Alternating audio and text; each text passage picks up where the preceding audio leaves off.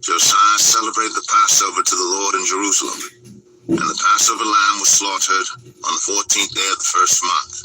He appointed the priests to their duties and encouraged them in the service of the Lord's temple.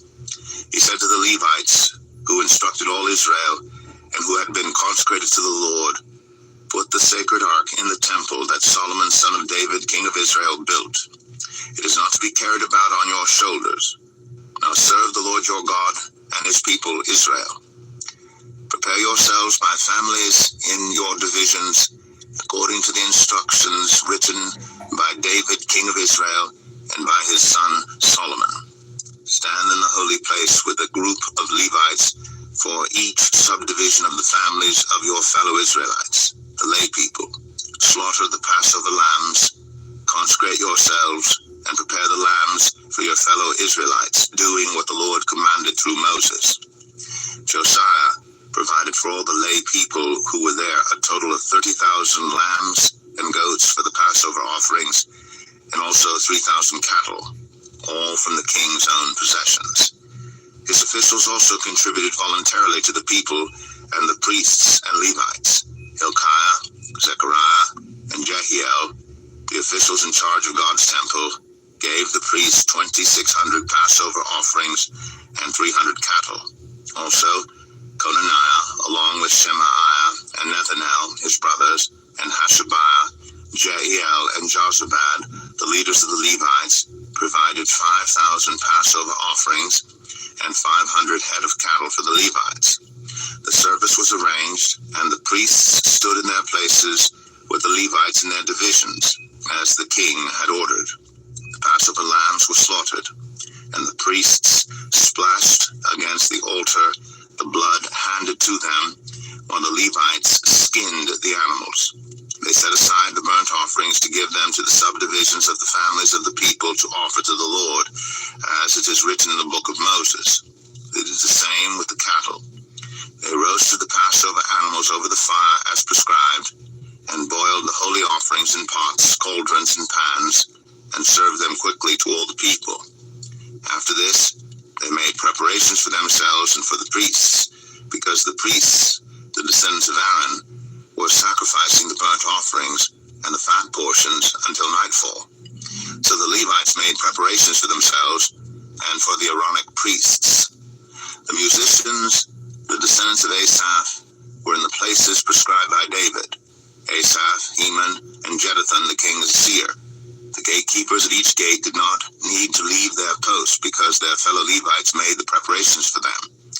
So at that time, the entire service of the Lord was carried out for the celebration of the Passover and the offering of burnt offerings on the altar of the Lord, as King Josiah had ordered. The Israelites who were present celebrated the Passover at that time and observed the festival of unleavened bread for 7 days. The Passover had not been observed like this in Israel since the days of the prophet Samuel, and none of the kings of Israel had ever celebrated such a Passover as did Josiah, with the priests, the Levites, and all Judah and Israel who were there with the people of Jerusalem.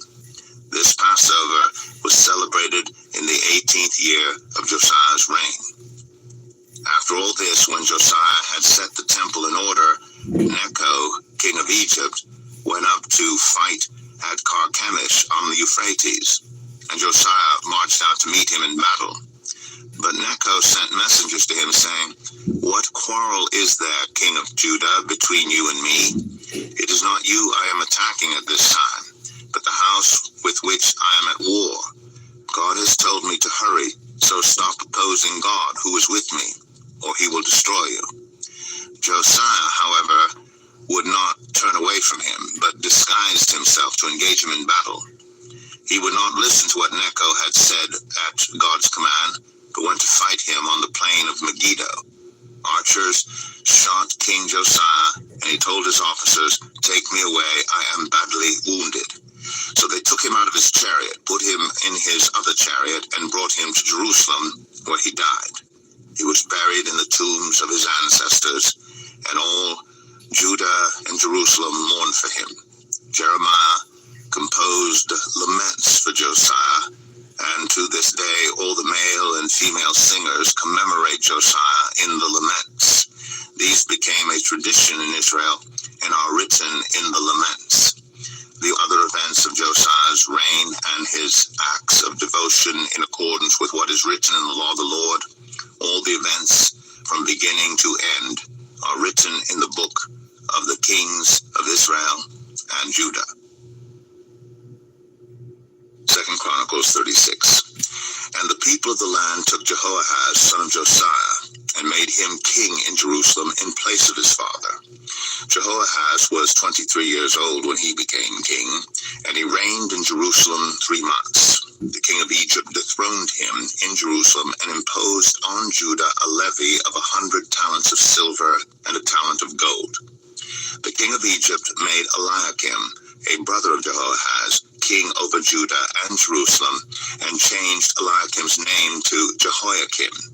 But Necho took Eliakim's brother Jehoahaz and carried him off to Egypt. Jehoiakim was 25 years old when he became king, and he reigned in Jerusalem 11 years.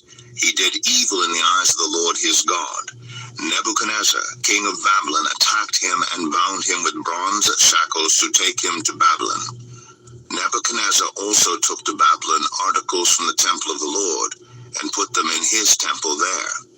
The other events of Jehoiakim's reign, the detestable things he did, and all that was found against him are written in the book of the kings of Israel and Judah, and Jehoiachin his son succeeded him as king. Jehoiachin was 18 years old when he became king, and he reigned in Jerusalem 3 months and 10 days. He did evil in the eyes of the Lord. In the spring, King Nebuchadnezzar sent for him and brought him to Babylon, together with articles of value from the temple of the Lord, and he made Jehoiachin's uncle Zedekiah king over Judah and Jerusalem. Zedekiah was 21 years old when he became king, and he reigned in Jerusalem 11 years. He did evil in the eyes of the Lord his God, and did not humble himself before Jeremiah the prophet, who spoke the word of the Lord. He also rebelled against King Nebuchadnezzar, who had made him take an oath in God's name. He became stiff-necked and hardened his heart, and would not turn to the Lord, the God of Israel. Furthermore, all the leaders of the priests and the people became more and more unfaithful, following all the detestable practices of the nations and defiling the temple of the Lord, which he had consecrated in Jerusalem. The Lord, the God of their ancestors, sent word to them through his messengers again and again, because he had pity on his people and on his dwelling place. But they mocked God's messengers, despised his words, and scoffed at his prophets until the wrath of the Lord was aroused against his people, and there was no remedy. He brought up against them the king of the Babylonians, who killed their young men with the sword in the sanctuary, and did not spare young men or young women, the elderly or the infirm. God gave them all into the hands of Nebuchadnezzar. He carried to Babylon all the articles from the temple of God, both large and small, and the treasures of the Lord's temple, and the treasures of the king and his officials. They set fire to God's temple, and broke down the wall of Jerusalem. They burned all the palaces, and destroyed everything of value there. He carried into exile to Babylon the remnant, who escaped from the sword. And they became servants to him and his successors until the kingdom of Persia came to power. The land enjoyed its Sabbath rests. All the time of its desolation it rested, until the 70 years were completed in fulfillment of the word of the Lord spoken by Jeremiah.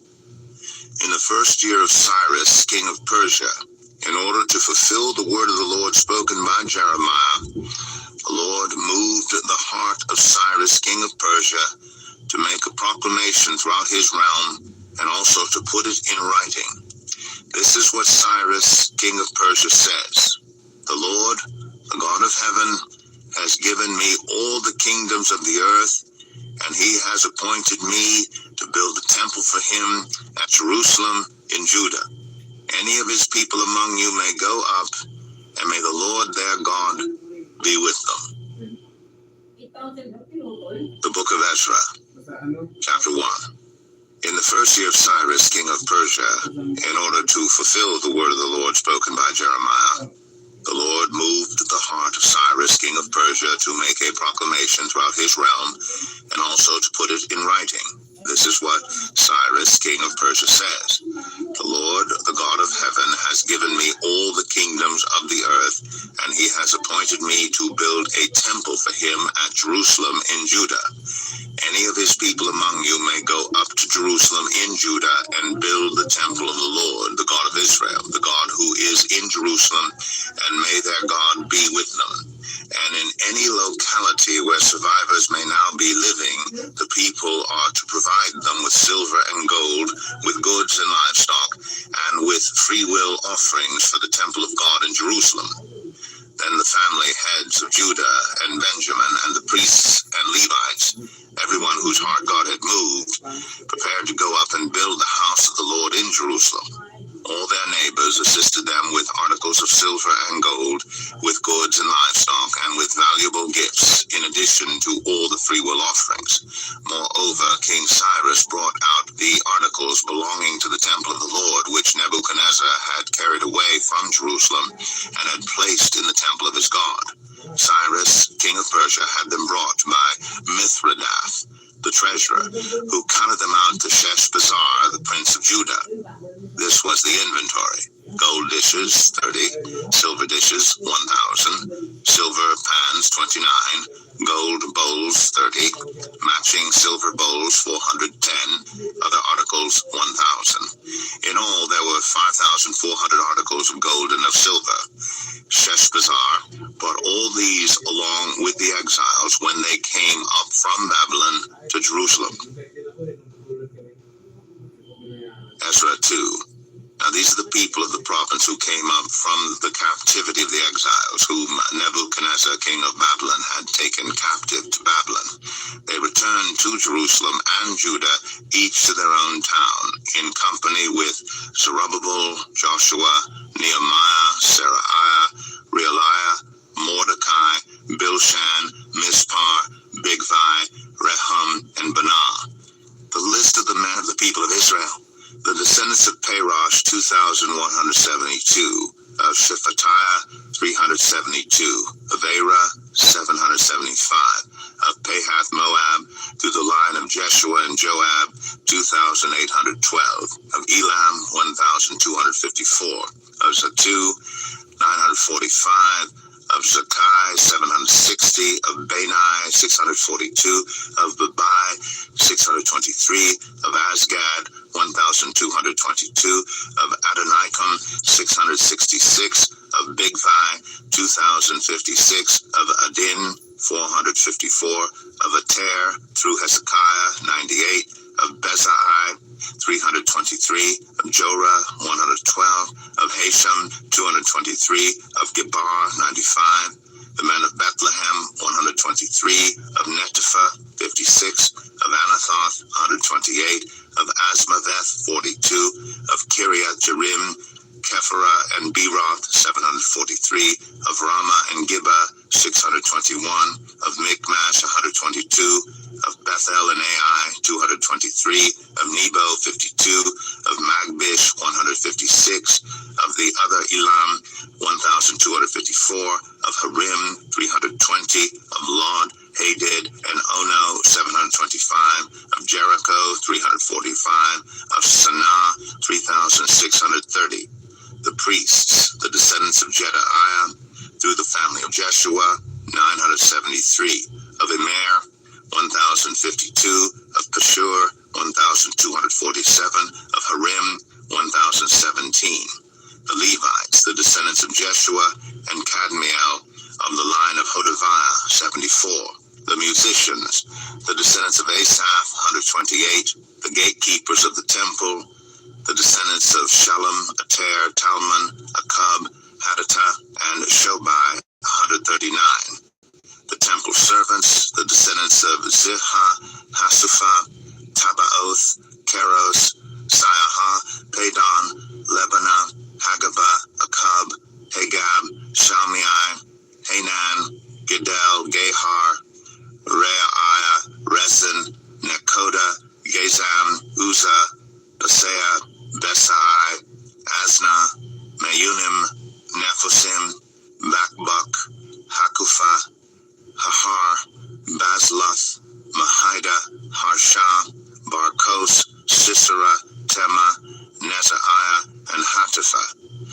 descendants of the servants of Solomon, the descendants of Sotai, Hassaphereth, Peruda, Jalah, Darkon, Gedel, Shephatiah, Hatil, Pachereth, Hazabaim, and Amai. The temple servants and the descendants of the servants of Solomon, 392. The following came up from the towns of Tel Melah, Tel Harsha, Kerub, Adon, and Immer, but they could not show that their families were descended from Israel. The descendants of Delaiah, Tobiah, and Nekoda, 652, and from among the priests, the descendants of Hobaiah, Akaz, and Barzillai, a man who had married a daughter of Barzillai the Gileadite, and was called by that name.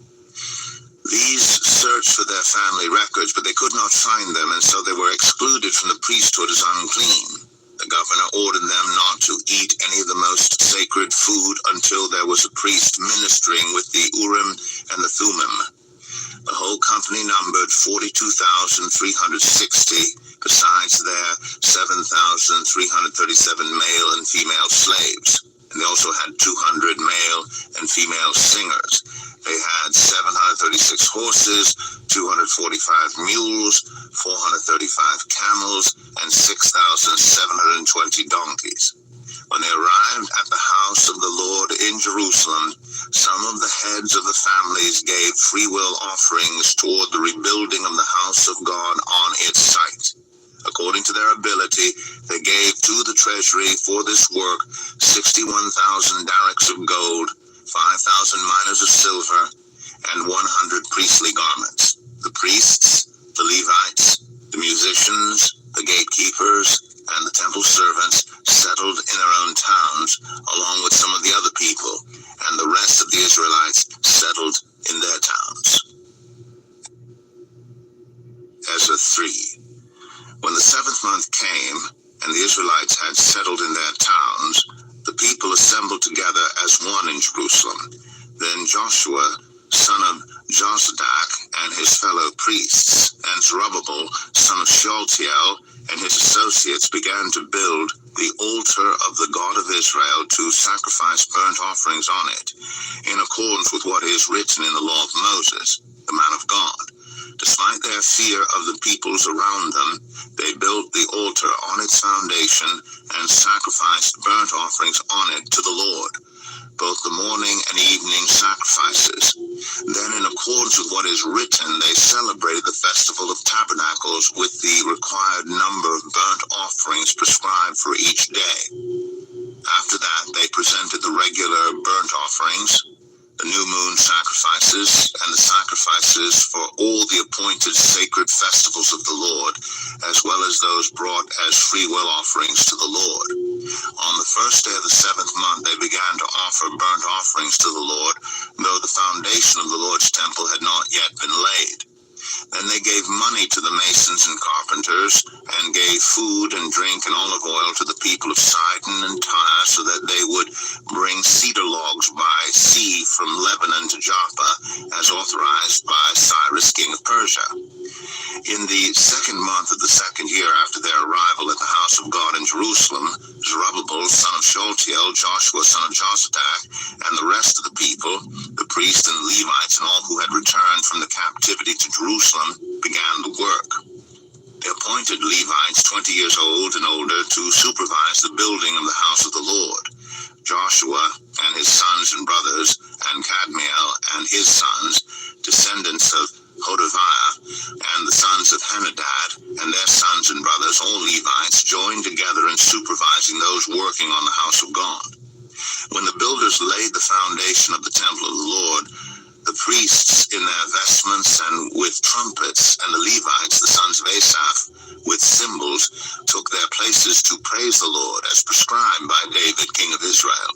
With praise and thanksgiving they sang to the Lord. He is good. His love toward Israel endures forever. And all the people gave a great shout of praise to the Lord, because the foundation of the house of the Lord was laid. But many of the older priests and Levites and family heads who had seen the former temple wept aloud when they saw the foundation of this temple being laid, while many others shouted for joy. no one could distinguish the sound of the shouts of joy from the sound of weeping, because the people made so much noise, and the sound was heard far away. Ezra 4.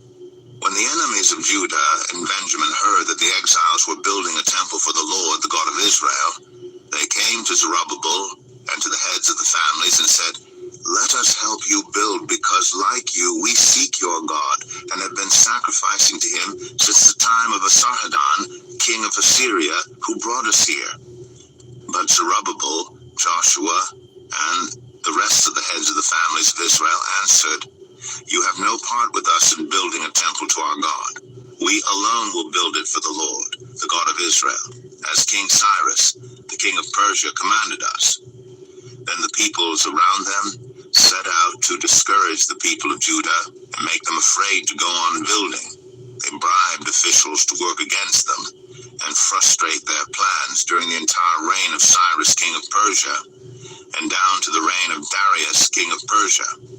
At the beginning of the reign of Xerxes, they lodged an accusation against the people of Judah and Jerusalem. And in the days of Artaxerxes, king of Persia, Bishlam, Mithredath, Tabiel, and the rest of his associates wrote a letter to Artaxerxes. The letter was written in Aramaic script and in the Aramaic language. Rehum, the commanding officer, and Shimshai, the secretary, wrote a letter against Jerusalem to Artaxerxes, the king, as follows. Rehum, the commanding officer, and Shimshai, the secretary, together with the rest of their associates, the judges, officials, and administrators over the people from Persia, Urek, and Babylon, the Elamites of Susa, and the other people whom the great and honorable Ashurbanipal deported and settled in the city of Samaria and elsewhere in Trans-Euphrates. This is a copy of the letter they sent him. To King Artaxerxes, from your servants in Trans-Euphrates. The king should know that the people who came up to us from you have gone to Jerusalem and are rebuilding that rebellious and wicked city. They are restoring the walls and repairing the foundations. Furthermore, the king should know that if this city is built and its walls are restored, no more taxes, tribute, or duty will be paid, and eventually the royal revenues will suffer. Now, since we are under obligation to the palace, and it is not proper for us to see the king dishonored, we are sending this message to inform the king, so that a search may be made in the archives of your predecessors. In these records you will find that this city is a rebellious city, troublesome to kings and provinces, a place with a long history of sedition. That is why this city was destroyed. We inform the king that if this city is built and its walls are restored, you will be left with nothing in Trans-Euphrates. The king sent this reply to Rehum, the commanding officer, Shimshai, the secretary, and the rest of their associates living in Samaria and elsewhere in Trans-Euphrates. Greetings. The letter you sent us has been read and translated in my presence. I issued an order, and a search was made, and it was found that this city has a long history of revolt against kings and has been a place of rebellion and sedition. Jerusalem has had powerful kings ruling over the whole of Trans-Euphrates, and taxes, tribute, and duty were paid to them. Now issue an order to these men to stop work, so that this city will not be rebuilt until I so order. Be careful not to neglect this matter. Why let this threat grow to the detriment of the royal interests? As soon as the copy of the letter of King Artaxerxes was read to Rehum and Shimshai the secretary and their associates, they went immediately to the Jews in Jerusalem and compelled them by force to stop. Thus the work on the house of God in Jerusalem came to a standstill until the second year of the reign of Darius, king of Persia. Ezra 5. Now Haggai the prophet and Zechariah the prophet, a descendant of Iddo, prophesied to the Jews in Judah and Jerusalem in the name of the God of Israel, who was over them, Then Zerubbabel, son of Shealtiel, and Joshua, son of Jozadak, set to work to rebuild the house of God in Jerusalem, and the prophets of God were with them, supporting them. At that time Tattenai, governor of Trans-Euphrates, and Shethar-Bozenai and their associates went to them and asked, "Who authorized you to rebuild this temple and to finish it?" They also asked, "What are the names of those who are constructing this building?" But the eye of their God was watching over the elders of the Jews, and they were not stopped until a report could go to Darius, and his written reply be received. This is a copy of the letter that Tattenai, governor of Trans-Euphrates, and Shethar-Bozenai and their associates, the officials of Trans-Euphrates, sent to King Darius. The report they sent him read as follows: "To King Darius, cordial greetings. The king should know that we went to the district of Judah to the temple of the great God. The people are building it with large stones and placing the timbers in the walls. The work is being carried on with diligence and is making rapid progress under their direction. We questioned the elders and asked them, 'Who authorized you to rebuild this temple and to finish it?' We also asked them their names so that we could write down the names of their leaders for your information. This is the answer they gave us. We are the servants of the God of heaven and earth, and we are rebuilding the temple that was built many years ago, one that a great king of Israel built and finished. But because our ancestors angered the God of heaven, he gave them into the hands of Nebuchadnezzar the Chaldean, king of Babylon, who destroyed this temple and deported the people to Babylon. However, in the first year of Cyrus, king of Babylon, King Cyrus issued a decree to rebuild this house of God. He even removed from the temple of Babylon the gold and silver articles of the house of God, which Nebuchadnezzar had taken from the temple in Jerusalem and brought to the temple in Babylon. Then King Cyrus gave them to a man named Sheshbazzar, whom he had appointed governor. And he told him, 'Take these articles and go and deposit them in the temple in Jerusalem and rebuild the house of God on its site.' So this Sheshbazzar came and laid the foundations of the house of God in Jerusalem. From that day to the present it has been under construction, but is not yet finished. Now if it pleases the king, let a search be made in the royal archives of Babylon to see if King Cyrus did in fact issue a decree to rebuild this house of God in Jerusalem. Then let the king send us his decision in this matter." Ezra 6. King Darius then issued an order, and they searched in the archives stored in the treasury at Babylon. A scroll was found in the citadel of Ecbatana in the province of Mediah, and this was written on it: "Memorandum. In the first year of King Cyrus, the king issued a decree concerning the temple of God in Jerusalem. Let the temple be rebuilt as a place to present sacrifices, and let its foundations be laid. It is to be 60 cubits high and 60 cubits wide, with 3 courses of large stones and 1 of timbers. The costs are to be paid by the royal treasury. Also the gold and silver articles of the house of God, which Nebuchadnezzar took from the temple in Jerusalem and brought to Babylon, are to be returned to their places in the temple in Jerusalem. They are to be deposited in the house of God. Now then, Tattenai, governor of Trans-Euphrates, and Shethar-Bozenai, and you other officials of that province, stay away from there. Do not interfere with the work on this temple of God. Let the governor of the Jews and the Jewish elders rebuild this house of God on its site.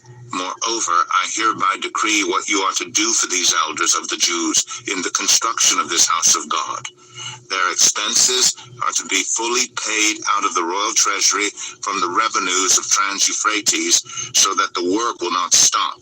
Whatever is needed, young bulls, rams, male lambs for burnt offerings to the God of heaven, and wheat, salt, wine, and olive oil, as requested by the priests in Jerusalem, must be given them daily without fail, so that they may offer sacrifices pleasing to the God of heaven, and pray for the well-being of the king and his sons.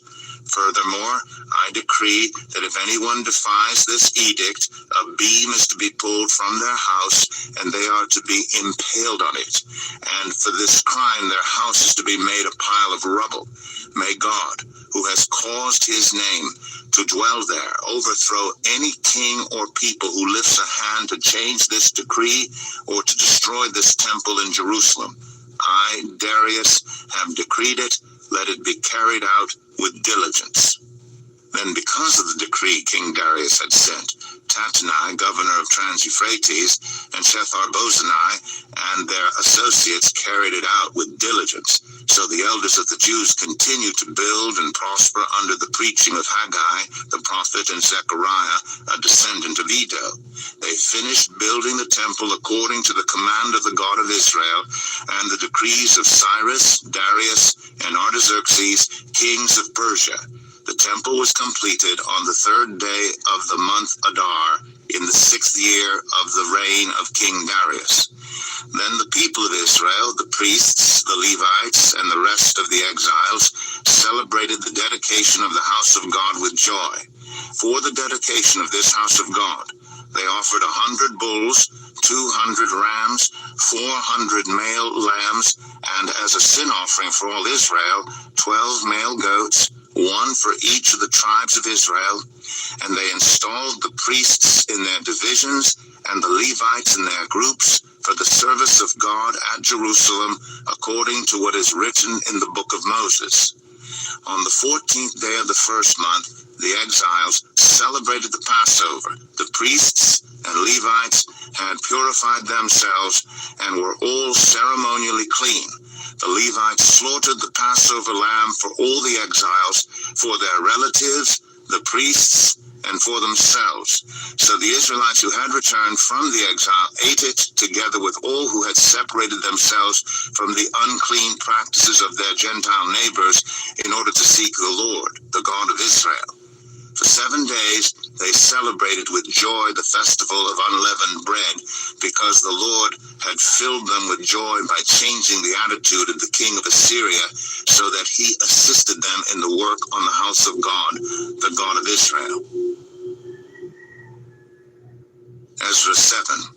After these things, during the reign of Artaxerxes, king of Persia, Ezra, son of Seraiah, the son of Azariah, the son of Hilkiah, the son of Shallum, the son of Zadok, the son of Ahitub, the son of Amariah, the son of Azariah, the son of Moriath, the son of Zerahiah, the son of Uzai, the son of Bukai, the son of Abishua, the son of Phinehas, the son of Eleazar, the son of Aaron, the chief priest. This Ezra came up from Babylon. He was a teacher well versed in the law of Moses, which the Lord, the God of Israel, had given. The king had granted him everything he asked, for the hand of the Lord his God was on him. Some of the Israelites, including priests, Levites, musicians, gatekeepers, and temple servants, also came up to Jerusalem in the 7th year of King Artaxerxes. Ezra arrived in Jerusalem in the 5th month of the 7th year of the king. He had begun his journey from Babylon on the 1st day of the 1st month, and he arrived in Jerusalem on the 1st day of the 5th month, for the gracious hand of his God was on him. For Ezra had devoted himself to the study and observance of the law of the Lord, and to teaching its decrees and laws in Israel.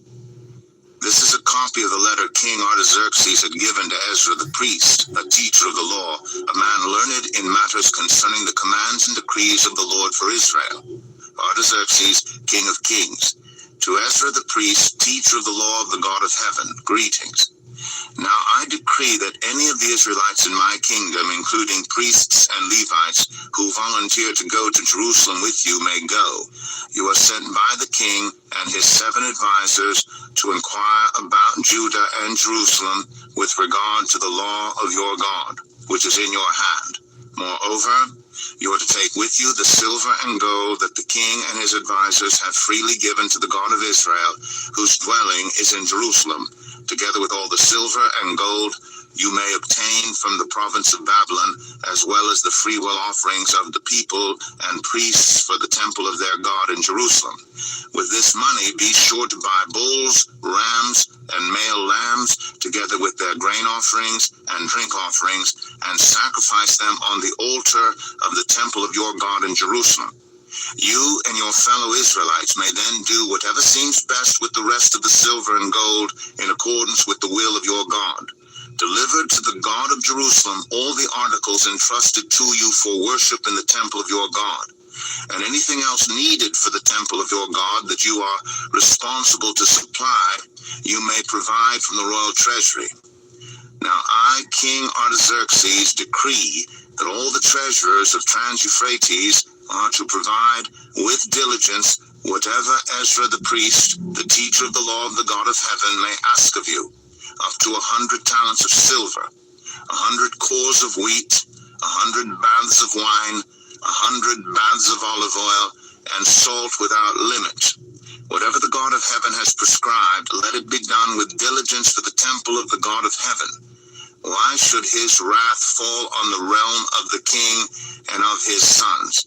You're also to know that you have no authority to impose taxes, tribute, or duty on any of the priests, Levites, musicians, gatekeepers, temple servants, or other workers at this house of God. And you, Ezra, in accordance with the wisdom of your God, which you possess, appoint magistrates and judges to administer justice to all the people of Trans-Euphrates, all who know the laws of your God, and you are to teach any who do not know them. Whoever does not obey the law of your God and the law of the king must surely be punished by death, banishment, confiscation of property, or imprisonment. Praise be to the Lord, the God of our ancestors, who has put it into the king's heart to bring honor to the house of the Lord in Jerusalem in this way, and who has extended his good favor to me before the king and his advisors and all the king's powerful officials, because the hand of the Lord my God was on me. I took courage and gathered leaders from Israel to go up with me. Ezra 8. These are the family heads and those registered with them who came up with me from Babylon during the reign of King Artaxerxes. Of the descendants of Phinehas, Gershom. Of the descendants of Ithamar, Daniel. Of the descendants of David, Hattush. Of the descendants of Shechaniah. Of the Parosh, Zechariah, and with him were registered 150 men. Of the descendants of Pahath Moab, Elionai, son of Zerahiah, and with him 200 men. Of the descendants of Zattu, Shechaniah, son of Jahaziel, and with him 300 men. Of the descendants of Adin, Ebed, son of Jonathan, and with him 50 men. Of the descendants of Elam, Jeshaiah, son of Athaliah, and with him 70 men. Of the descendants of Shephatiah, Zebediah, son of Michael, and with him 80 men. Of the descendants of Joab, Obadiah, son of Jehiel, and with him 218 men. Of the descendants of Bani, Shelomith, son of Josephiah, and with him 160 men. Of the descendants of Bebai, Zechariah, son of Bebai, and with him 28 men. Of the descendants of Azgad, Johanan, son of Hakatan, and with him 110 men. Of the descendants of Adonikam, the last ones whose names were Eliphat, Jeuel, and Shemaiah, and with them 60 men. Of the descendants of Bigvai, Uthai and Zakur, and with them 70 men. I assembled them at the canal that flows toward Ahava, and we camped there 3 days. When I checked among the people and the priests, I found no Levites there. So I summoned Eleazar, Ariel, Shemaiah, Elnathan, Jarib, Elnathan, Nathan, Zechariah, and Meshullam, who were leaders, and Joiarib and Elnathan, who were men of learning. And I ordered them to go to Edo, the leader in Casiphia. I told them what to say to Edo and his fellow Levites, the temple servants in Casiphia, so that they might bring attendance to us for the house of our God, because the gracious hand of our God was on us. They brought us Sherebiah, a capable man, from the descendants of Malai, son of Levi, the son of Israel, and Sherebiah's sons and brothers, 18 in all, and Hashabiah, together with Jeshaiah, from the descendants of Merari, and his brothers and nephews, 20 in all. They also brought 220 of the temple servants, a body that David and the officials had established to assist the Levites. All were registered by name. There, by the Ahava Canal, I proclaimed a fast, so that we might humble ourselves before our God, and ask him for a safe journey for us and our children with all our possessions. I was ashamed to ask the king for soldiers and horsemen to protect us from enemies on the road, because we had told the king, the gracious hand of our God is on everyone who looks to him, but his great anger is against all who forsake him. So we fasted and petitioned our God about this, and he answered our prayer. Then I set apart 12 of the leading priests, namely Sherebiah, Hashabiah, and 10 of their brothers, and I weighed out to them the offering of silver and gold, and the articles that the king, his advisors, his officials, and all Israel present there had donated for the house of our God. I weighed out to them 650 talents of silver articles weighing 100 talents, 100 talents of gold, 20 bowls of gold valued at 1,000 darics, and 2 fine articles of polished bronze as precious as gold. I said to them, you as well as these articles are consecrated to the Lord.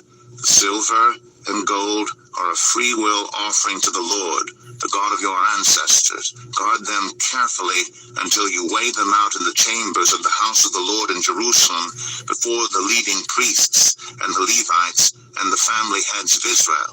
Then the priests and Levites received the silver and gold and sacred articles that had been weighed out to be taken to the house of our God in Jerusalem. On the 12th day of the first month, we set out from the Ahava Canal to go to Jerusalem. The hand of our God was on us, and he protected us from enemies and bandits along the way. So we arrived in Jerusalem, where we rested 3 days.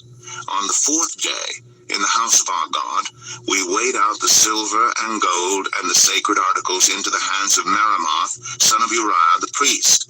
Eleazar, son of Phinehas, was with him, and so were the Levites Jozabad, son of Jeshua, and Noadiah, son of Binnui. Everything was accounted for by number and weight, and the entire weight was recorded at that time. Then the exiles who had returned from captivity sacrificed burnt offerings to the God of Israel, 12 bulls for all Israel, 96 rams, 77 male lambs, and as a sin offering 12 male goats. All this was a burnt offering to the Lord.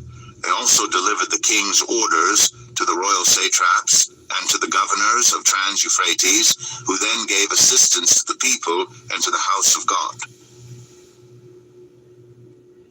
Ezra 9.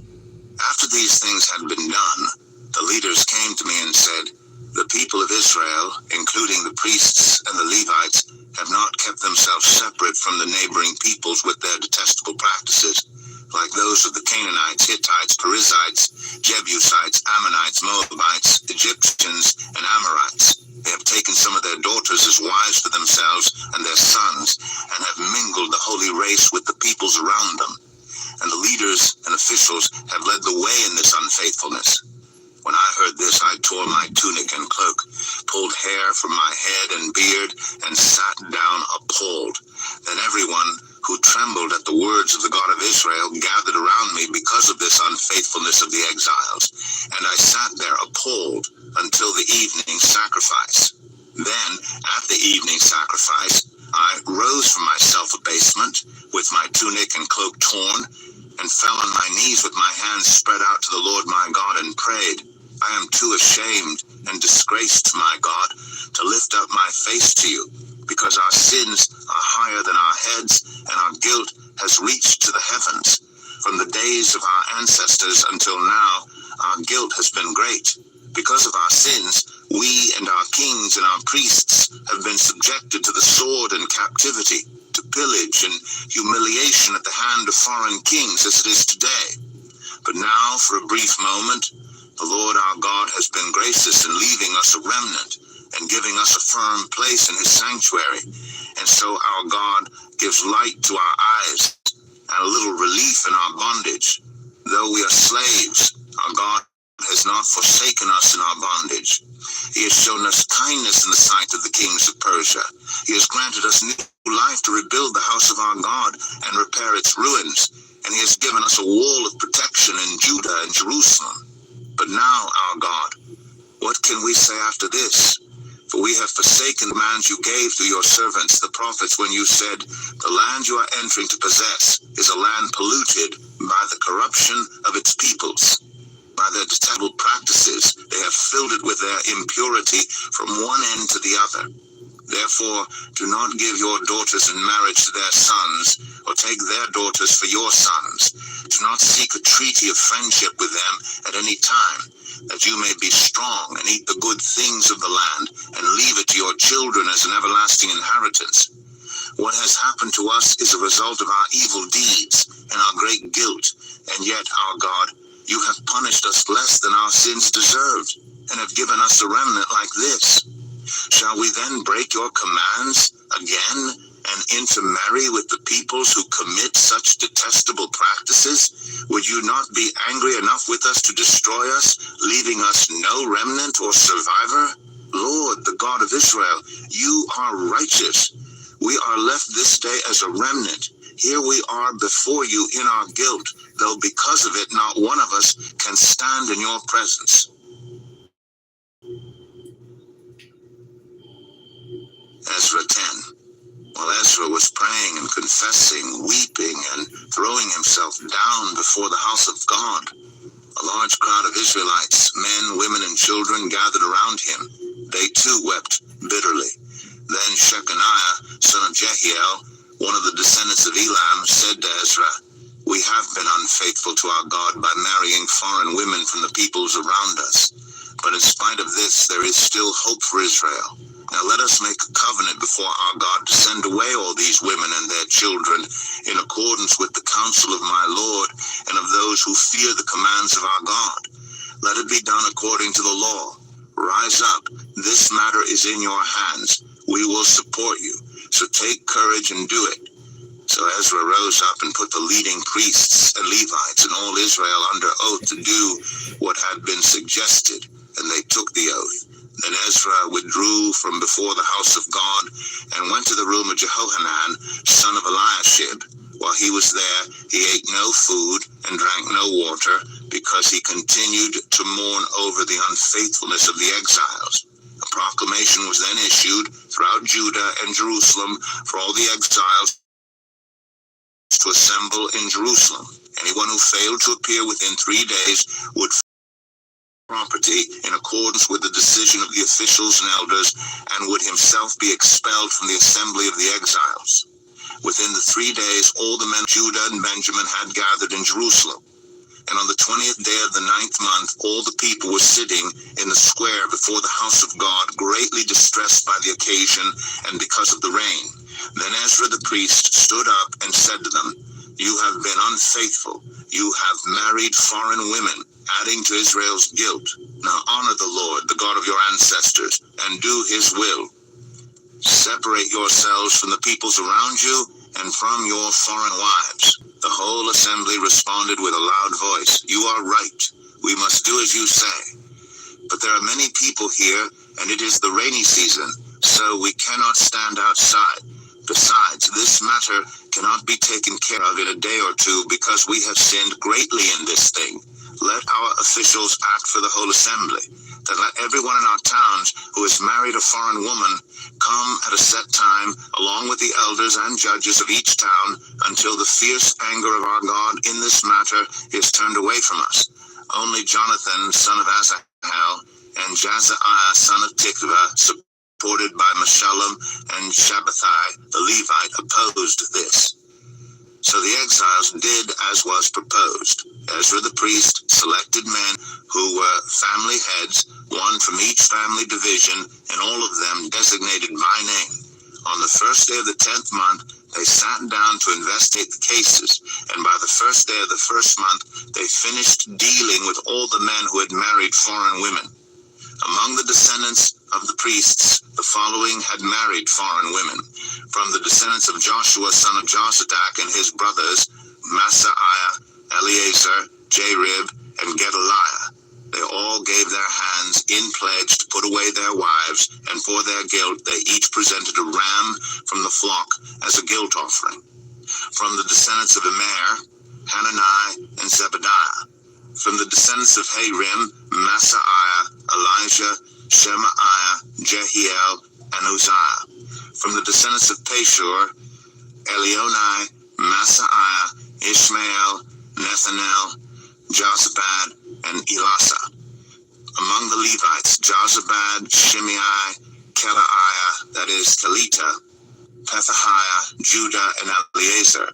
From the musicians, Eliashib. From the gatekeepers, Shalom, Telem, and Uri. And among the other Israelites, from the descendants of Parosh, Ramaiah, Izai, Malchijah, Mijamin, Eleazar, Malchijah, and Benaiah. From the descendants of Elam, Mattaniah, Zechariah, Jehiel, Abdi, Jeremoth, and Elijah. From the descendants of Zatu, Elionai, Eliashib, Mattaniah, Jeremoth, Zabad, and Azizah. From the descendants of Bebai, Jehohanan, Hananiah, Zebai, and Athlai. From the descendants of Bani, Meshullam, Malach, Adaiah, Jashub, Sheol, and Jeremoth. From the descendants of Pahath Moab, Adnah, Kilau, Benaiah, Masaiah, Mattaniah, Bezalel, Binui, and Manasseh.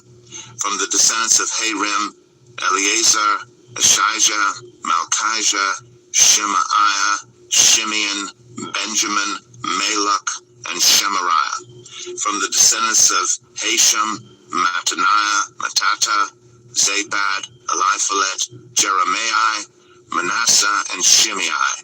From the descendants of Bani, Madai, Amram, Uel, Benaiah, Bedaiah, Keluhi, Vanaiah, Meremoth, Eliashib, Mattaniah, Mattanai, and Jesu.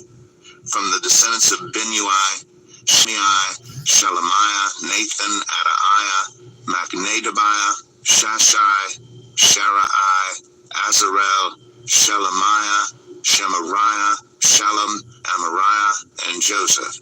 From the descendants of Nebo, Jeiel, Mattathiah, Zabad, Zebina, Jaddai, Joel, and Benaiah. All these had married foreign women, and some of them had children by these wives.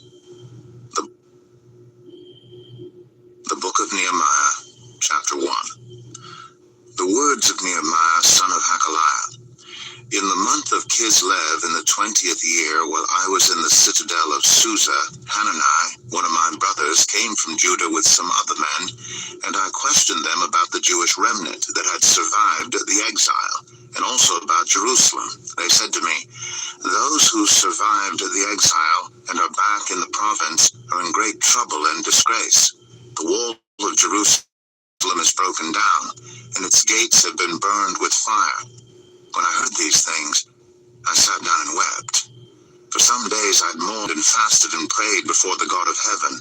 Then I said, "Lord, the God of heaven, the great and awesome God, who keeps his covenant of love with those who love him and keep his commandments, let your ear be attentive and your eyes open to hear the prayer your servant is praying before you day and night, servants, the people of Israel. I confess the sins we Israelites, including myself and my father's family, have committed against you. We have acted very wickedly toward you. We have not obeyed the commands, decrees, and laws you gave your servant Moses. Remember the instruction you gave your servant Moses, saying, 'If you are unfaithful, I will scatter you among the nations. But if you return to me and obey my commands, then even if your exiled people are at the farthest horizon, I will gather them from there and bring them to the place I have chosen as a dwelling for my name. They are your servants and your people, whom you redeemed by your great strength and your mighty hand. Lord, let your ear be attentive to the prayer of this your servant, and to the prayer of your servants who delight in revering your name. Give your servant success today by granting him favor in the presence of this man. I was cupbearer to the king. Nehemiah 2. In the month of Nisan, in the 20th year of King Artaxerxes, when wine was brought for him, I took the wine and gave it to the king. I had not been sad in his presence before, so the king asked me, "Why does your face look so sad when you are not ill? This can be nothing but sadness of heart." I was very much afraid, but I said to the king, "May the king live forever. Why should my face not look sad when the city where my ancestors are buried lies in ruins, and its gates have been destroyed by fire?" The king said to me, "What is it you want?" Then I prayed to the God of heaven, and I answered the king, "If it pleases the king, and if your servant has found favor in his sight, let him send me to the city in Judah where my ancestors are buried so that I can rebuild it." Then the king, with the queen sitting beside him, asked me, "How long will your journey take, and when will you get back?" It pleased the king to send me, so I set a time. I also said to him, "If it pleases the king, may I have letters to the governors of Trans-Euphrates so that they will provide me safe conduct until I arrive in Judah? And may I have a letter to Asaph, keeper of the royal park, so he will timber to make beams for the gates of the citadel by the temple, and for the city wall, and for the residence I will occupy." And because the gracious hand of my God was on me, the king granted my requests. So I went to the governors of Euphrates and gave them the king's letters. The king had also sent army officers and cavalry with me. When Sanballat the Horonite and Tobiah the Ammonite official heard about this, they were very much disturbed that someone had come to promote the welfare of the Israelites. I went to Jerusalem. After staying there 3 days, I set out during the night with a few others. I had not told anyone what my God had put in my heart to do for Jerusalem. There were no mounts with me except the one I was riding on. By night I went out through the valley gate toward the Jackal Well and the Dung Gate, examining the walls of Jerusalem, which had been broken down, and its gates, which had been destroyed by fire. Then I moved on toward the Fountain Gate and the King's Pool, but there was not enough room for my mount to get through. So I went up the valley by night, examining the wall. Finally I turned back and re-entered through the valley gate. The officials did not know where I had gone, or what I was doing, because as yet I had said nothing to the Jews, or the priests, or nobles, or officials, or any others who would be doing the work. Then I said to them, "You see the trouble we are in. Jerusalem lies in ruins, and its gates have been burned with fire. Come, let us rebuild the wall of Jerusalem, and we will no longer be in disgrace." I also told them about the gracious hand of my God on me, and what the king had said to me. They replied, "Let us start rebuilding." So they began this good work. But when Sanballat the Horonite, Tobiah the Ammonite official, and Geshem the Arab heard about it, they mocked and ridiculed us. "What is this you're doing?" they asked. "Are you rebelling against the king?" I answered them by saying, "The God of heaven will give us success. We, his servants, will start rebuilding. But as for you, you have no share in Jerusalem or any claim or historic right to it." Nehemiah 3. Eliashib the high priest and his fellow priests went to work and rebuilt the sheep gate. They dedicated it and set its doors in place, building as far as the Tower of the 100, which they dedicated, and as far as the Tower of Hananel. The men of Jericho built the adjoining section, and Zakur, son of Imri, built next to them. The fish gate was rebuilt by the sons of Hassenaah. They laid its beams and put its doors and bolts and bars in place. Meremoth, son of Uriah, the son of Hakaz, repaired the next section. Next to him, Meshullam, son of Berechiah, the son of Meshezabel, made repairs, and next to him, Zadok, son of Bana, also made repairs. The next section was repaired by the men of Tekoa, but their nobles would not put their shoulders to the work under their supervisors. The Jeshanah gate was repaired by Joiada, son of Paseah, and Meshullam, son of Besadai. They laid its beams and put its doors with their bolts and bars in place. Next to them, repairs were made by men from Gibeon and Mizpah, Melatiah of Gibeon, and Jadon of Maranoth, places under the authority of the governor of Trans-Euphrates. Uzziel, son of Harhiah, one of the goldsmiths, repaired the next section, and Hananiah, one of the perfume makers, made repairs next to that. They restored Jerusalem as far as the broad wall. Rephaiah, son of Hur, ruler of a half-district of Jerusalem, repaired the next section. Adjoining this, Jedaiah, son of Haramath, made repairs opposite his house, and Hatach, son of Hashabneiah, made repairs next to him. Malchijah, son of Harim, and Hashub, son of Pahath-Moab, repaired another section and the Tower of the Ovens. Shalem, son of Halohesh, ruler of the half-district of Jerusalem, repaired the next section with the help of his daughters. The Valley Gate was repaired by Hanan and the residents of Zanoah.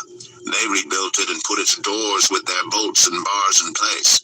They also repaired 1,000 cubits of the wall as far as the Dung Gate. The Dung Gate was repaired by Malchijah, son of Rechab, ruler of the district of Beth Hakerem.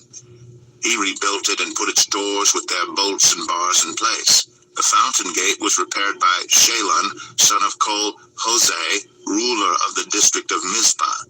He rebuilt it, roofing it over, and putting its doors and bolts and bars in place.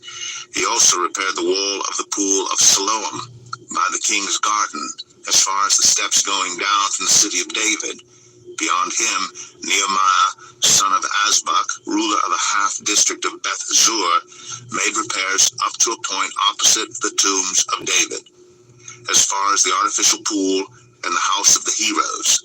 Next to him, the repairs were made by the Levites under Rehum, son of Bani. Beside him, Hashabiah, ruler of half the district of Keilah, carried out repairs for his district. Next to him, the repairs were made by their fellow Levites under Binnui, son of Henadad, ruler of the other half-district of Keilah. Next to him, Ezer, son of Jeshua, ruler of Mizpah, repaired another section from a point facing the ascent to the armory as far as the angle of the wall. Next to him, Baruch, son of Zabbai, zealously repaired another section from the angle to the entrance of the house of Eliashib the high priest. Next to him, Meremoth, son of Uriah, the son of Hakaz, repaired another section from the entrance of Eliashib's house to the end of it.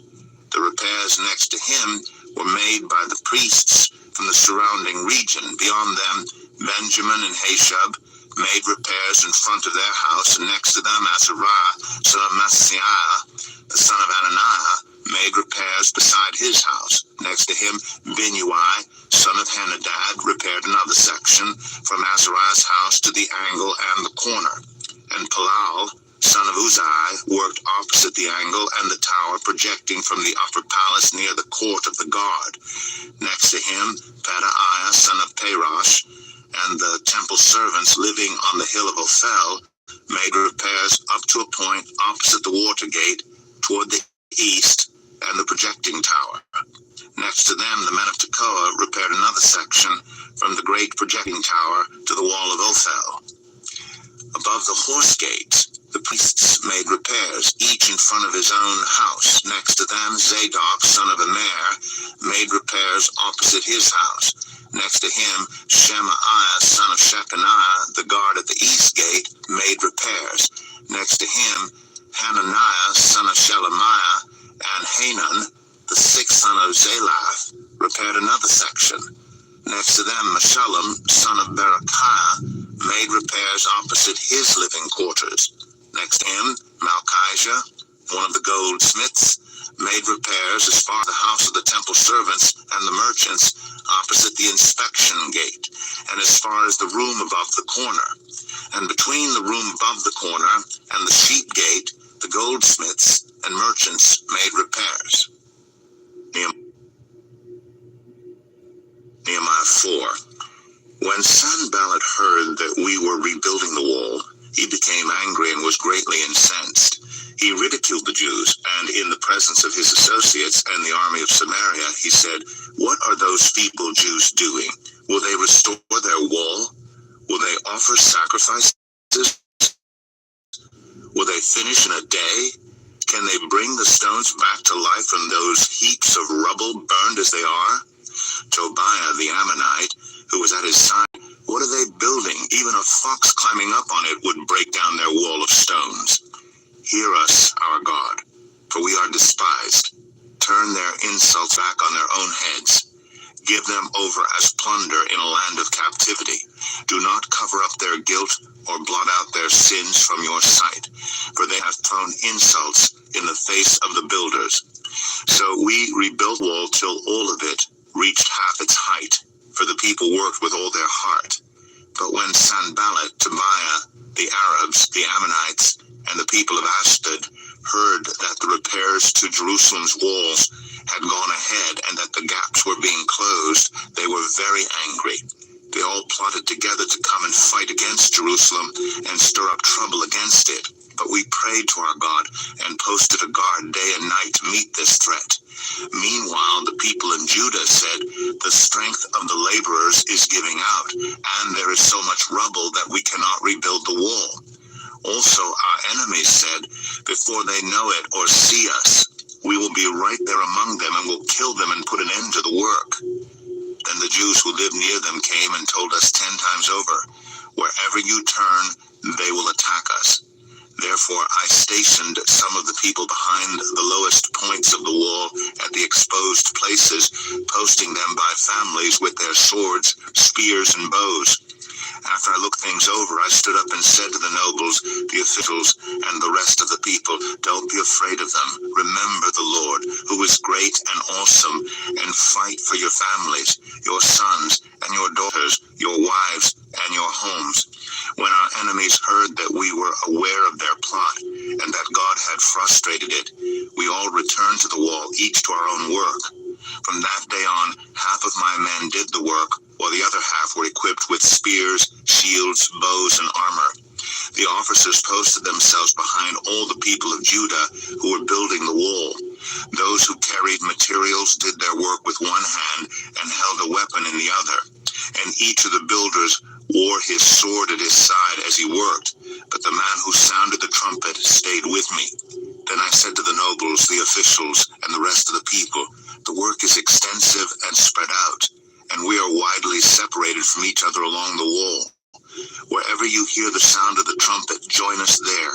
Our God will fight for us." So we continued the work, with half the men holding spears, from the first light of dawn till the stars came out.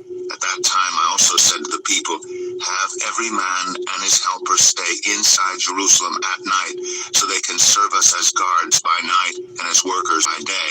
Neither I, nor my brothers, nor my men, nor the guards with me took off our clothes. Each had his weapon, even when he went for water." Nehemiah 5.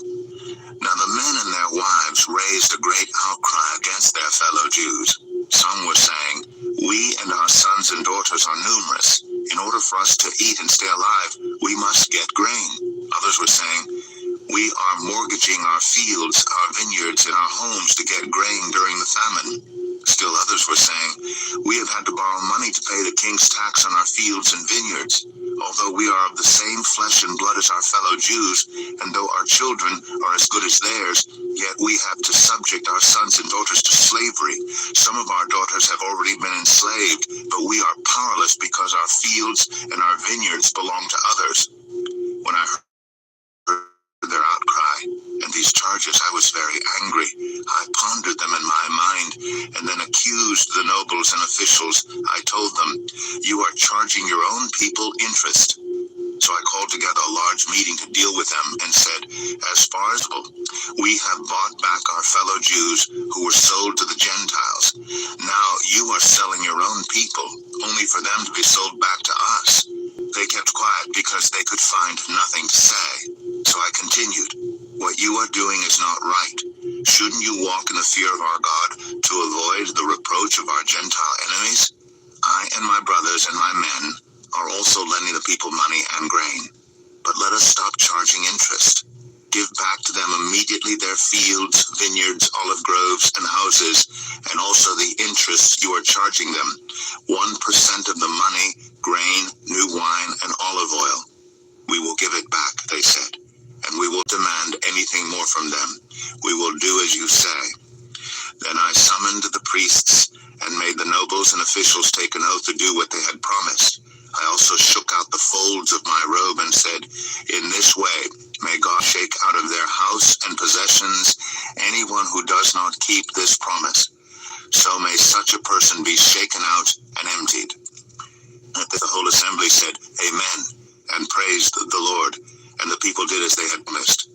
Moreover, from the 20th year of King Artaxerxes, when I was appointed to be their governor in the land of Judah, until his 32nd year, 12 years, neither I nor my brothers ate the food allotted to the governor. But the earlier governors, those preceding me, placed a heavy burden on the people and took 40 shekels of silver from them in addition to food and wine. Their assistants also lorded it over the people, but out of reverence for God, I did not act like that.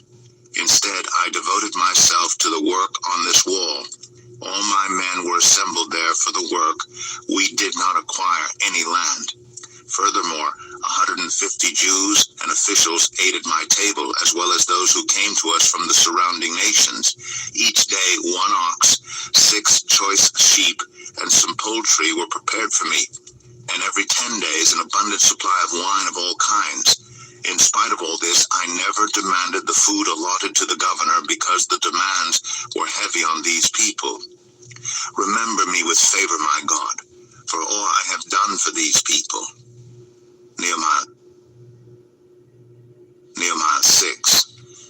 When word came to Sanballat, Tobiah, Geshem, the Arab, and the rest of our enemies, that I had rebuilt the wall, and not a gap was left in it, though up to that time I had not set the doors and the gates, Sanballat and Geshem sent me this message: Come, let us meet together in one of the villages on the plain of Ono. But they were scheming to harm me, so I sent messengers to them with this reply: I am carrying on a great project and cannot go down. Why should the work stop while I leave it and go down to you? 4 times they sent me the same message, and each time I gave them the same answer. Then the 5th time Sanballat sent his aide to me with the same message, and in his hand was an unsealed letter in which was written, It is reported among the nations, and Geshem says it is true, that you and the Jews are plotting to revolt, and therefore you are building the wall. Moreover, according to these reports, you are about to become their king, and have even appointed prophets to make this proclamation about you in Jerusalem. There is a king in Judah. Now this report will get back to the king, so come, let us meet together. I sent him this reply: Nothing like what you are saying is happening. You are just making it up out of your head. They were all trying to frighten us, thinking, their hands will get too weak for the work, and it will not be completed. But I prayed, now strengthen my hands. One day I went to the house of Shemaiah, son of Delaiah, the son of Mehetabel, who was shut in at his home. He said, Let us meet in the house of God inside the temple, and let us close the temple doors, because men are coming to kill you. By night they are coming to kill you. But I said, should a man like me run away? Or should someone like me go into the temple to save his life? I will not go. I realized that God had not sent him, but that he had prophesied against me because Tobiah and Sanballat had hired him. He had been hired to intimidate me so that I would commit a sin by doing this, and then they would give me a bad name to discredit me. Remember, and Sanballat, my God, because of what they have done. Remember also the prophet Noadiah, and how she and the rest of the prophets have been trying to intimidate me. So the wall was completed the 25th of Elul in 52 days. When all our enemies heard about this, all the surrounding nations were afraid and lost their self-confidence, because they realized that this work had been done with the help of our God. Also in those days, the nobles of Judah were sending many letters to Tobiah, and replies from Tobiah kept coming coming to them. For many in Judah were under oath to him, since he was son-in-law to Shechaniah, son of Arah, and his son Jehohanan had married the daughter of Meshullam, son of Berechiah. Moreover, they kept reporting to me his good deeds, and then telling him what I said. And Tobiah sent letters to intimidate. Nehemiah 7. After the wall had been rebuilt, and I had set the doors in place, the gatekeepers, the musicians, and the Levites were appointed. I put in charge of Jerusalem my brother Hanani, along with Hananiah, the commander of the citadel, because he was a man of integrity and feared God more than most people do. I said to them, the gates of Jerusalem are not to be opened until the sun is hot. While the gatekeepers are still on duty, have them shut the doors and bar them. Also, appoint residents of Jerusalem as guards, some at their posts and some near their own houses. Now the city was large and spacious, but there were few people in it, and the houses had not yet been rebuilt. So my God put it into my heart to assemble the nobles, the officials, and the common people for registration by families. I found the genealogical record of those who had been the first to return. This is what I found written that Nebuchadnezzar, king of Babylon, had taken captive. They returned to Jerusalem and Judah, each to his own town, in company with Zerubbabel, Nehemiah, Azariah, Ramaiah, Nahamani, Mordecai, Bilshan, Mispereth, Bigvai, Nahum, and Banah. The list of the men of Israel: the descendants of Parosh, 2,172, of Shephatiah, 372, of Arah, 652, of Pahath Moab, through the line of Jeshua and Joab, 2,818, of Elam, 1,254, of Zatu, 845, of Zakai, 760, of Binui, 648, of Bebai, 628, of Asgad, 2,322, of Adonakam, 667, of Bigvai, 2,067, of Adin, 655, of Ater through Hezekiah, 98, of Hashem, 328, of Bezai, 324, of Harith, 112, of Gibeon, 95, the men of Bethlehem and Netopha, 188, of Anathoth, 128, of Beth Asmaveth, 42,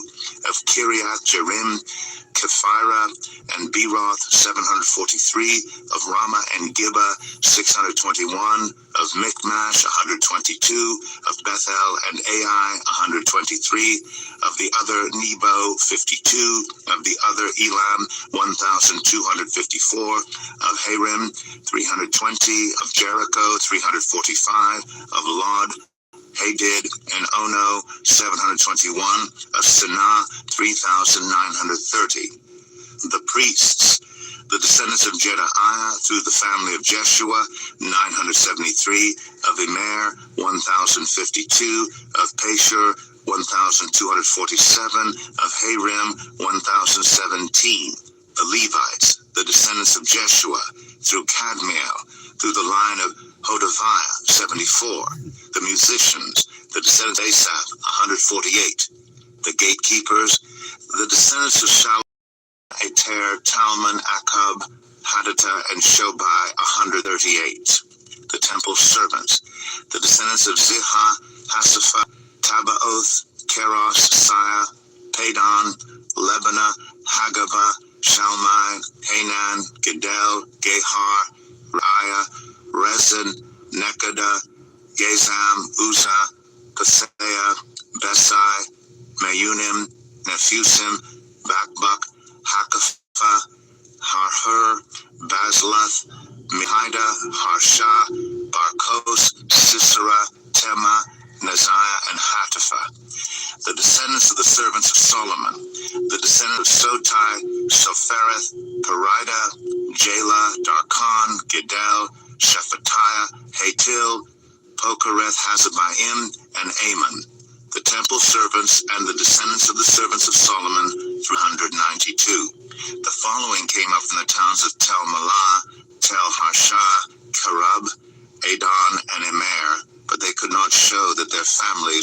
descended from Israel.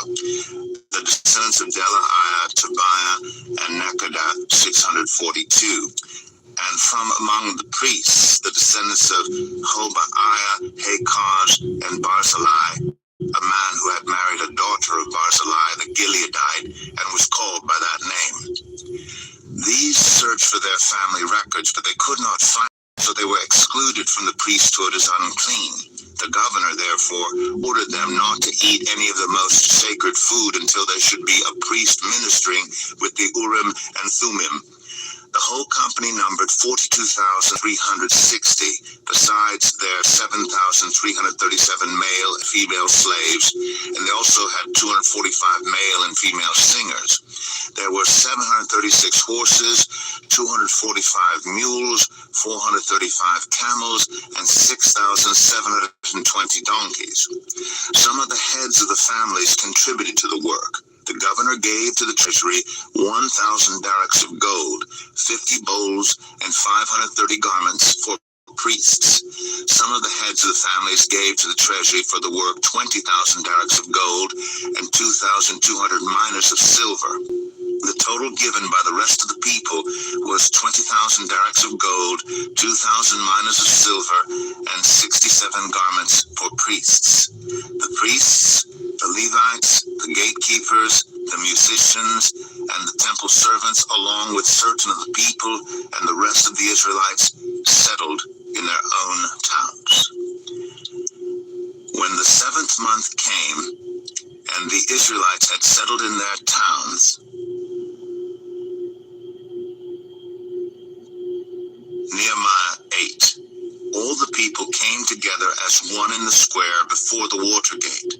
They told Ezra, the teacher of the law, to bring out the book of the law of Moses, which the Lord had commanded for Israel. So on the first day of the 7th month, Ezra the priest brought the law before the assembly, which was made up of men and women, and all who were able to understand. He read it aloud from daybreak till noon, as he faced the square before the water gate in the presence of the men, women, and others who could understand. And all the people listened attentively to the book of the law. Ezra, the teacher of law, stood on a high wooden platform built for the occasion. Beside him on his right stood Mattithiah, Shema, Ananiah, Uriah, Hilkiah, and Maaseiah. And on his left were Pedaiah, Mishael, Malchijah, Hashum, Hashbaddanah, Zechariah, and Meshullam. Ezra opened the book. All the people could see him because he was standing above them. And as he opened it, the people all stood up. Ezra praised the Lord, the great God, and all the people lifted their hands and responded, Amen, Amen. Then they bowed down and worshipped the Lord with their faces to the ground. The Levites, Jeshua, Bani, Sherebiah, Jamin, Akkub, Shabbathai, Hodiah, Messiah, Kelita, Azariah, Jozabad, Hanan, and Pelaiah instructed the people in the law while the people were standing there.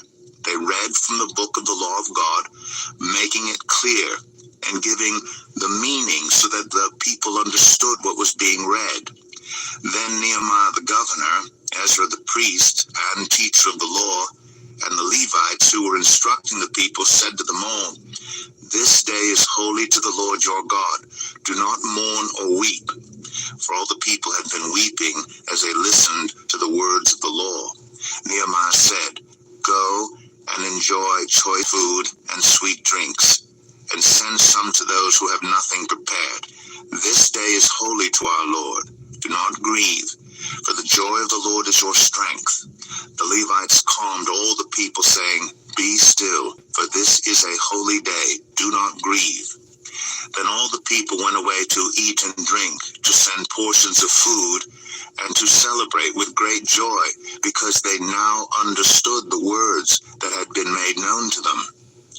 On the 2nd day of the month, the heads of all the families, along with the priests and the Levites, gathered around Ezra the teacher to give attention to the words of the law. They found written in the law, which the Lord had commanded through Moses, that the Israelites were to live in temporary shelters during the festival of the 7th month, and that they should proclaim this word and spread it throughout their towns and in Jerusalem. Go out into the hill country and bring back branches from olive and wild olive trees and from myrtles, palms, and shade trees to make temporary shelters, as it is written. So the people went themselves temporary shelters on their own roofs, in their courtyards, in the courts of the house of God, and in the square by the water gate, and the one by the gate of Ephraim.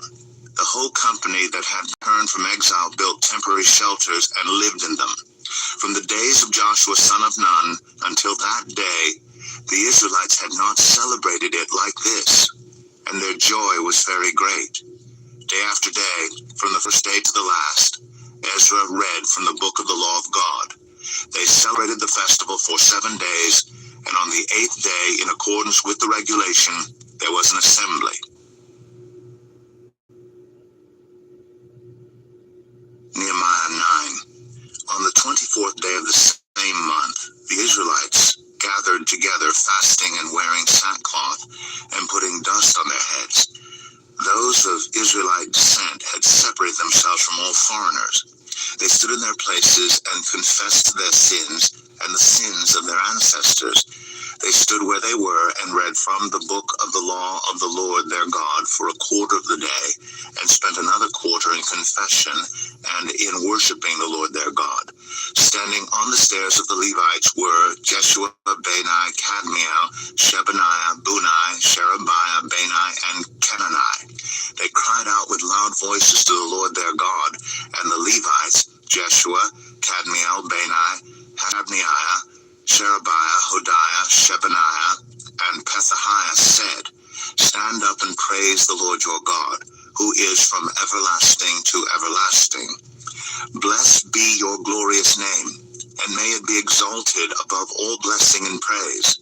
You alone are the Lord, the heavens, even the highest heavens, and all their starry host, the earth, all that is on it, the seas, and all that is in them. You give life to everything, and the multitudes of heaven worship you. You are the Lord God who chose Abram and brought him out of Ur of the Chaldeans and named him Abraham. You found his heart faithful to you, and you made a covenant with him to give to his descendants the land of the Canaanites, Hittites, Amorites, Perizzites, Jebusites, and Girgashites. You have kept your promise because you are righteous. You saw the suffering of our ancestors in Egypt. You heard their cry at the Red Sea. You sent signs and wonders against Pharaoh, against all his officials, and all the people of his land. For you knew how arrogantly the Egyptians treated them. You made a name for yourself which remains to this day. You divided the sea before them so that they passed through it on dry ground. But you hurled their pursuers into the depths like a stone into mighty waters. By day you led them with a pillar of cloud, and by night with a pillar of fire to give them light on the way they were to take. You came down on Mount Sinai. You spoke to them from heaven. You gave them regulations and laws that are just and right, and decrees and commands that are good. You made known to them your holy Sabbath and gave them commands, decrees, and laws through your servant Moses. In their hunger you gave them bread from heaven, and in their thirst you brought them water from the rock.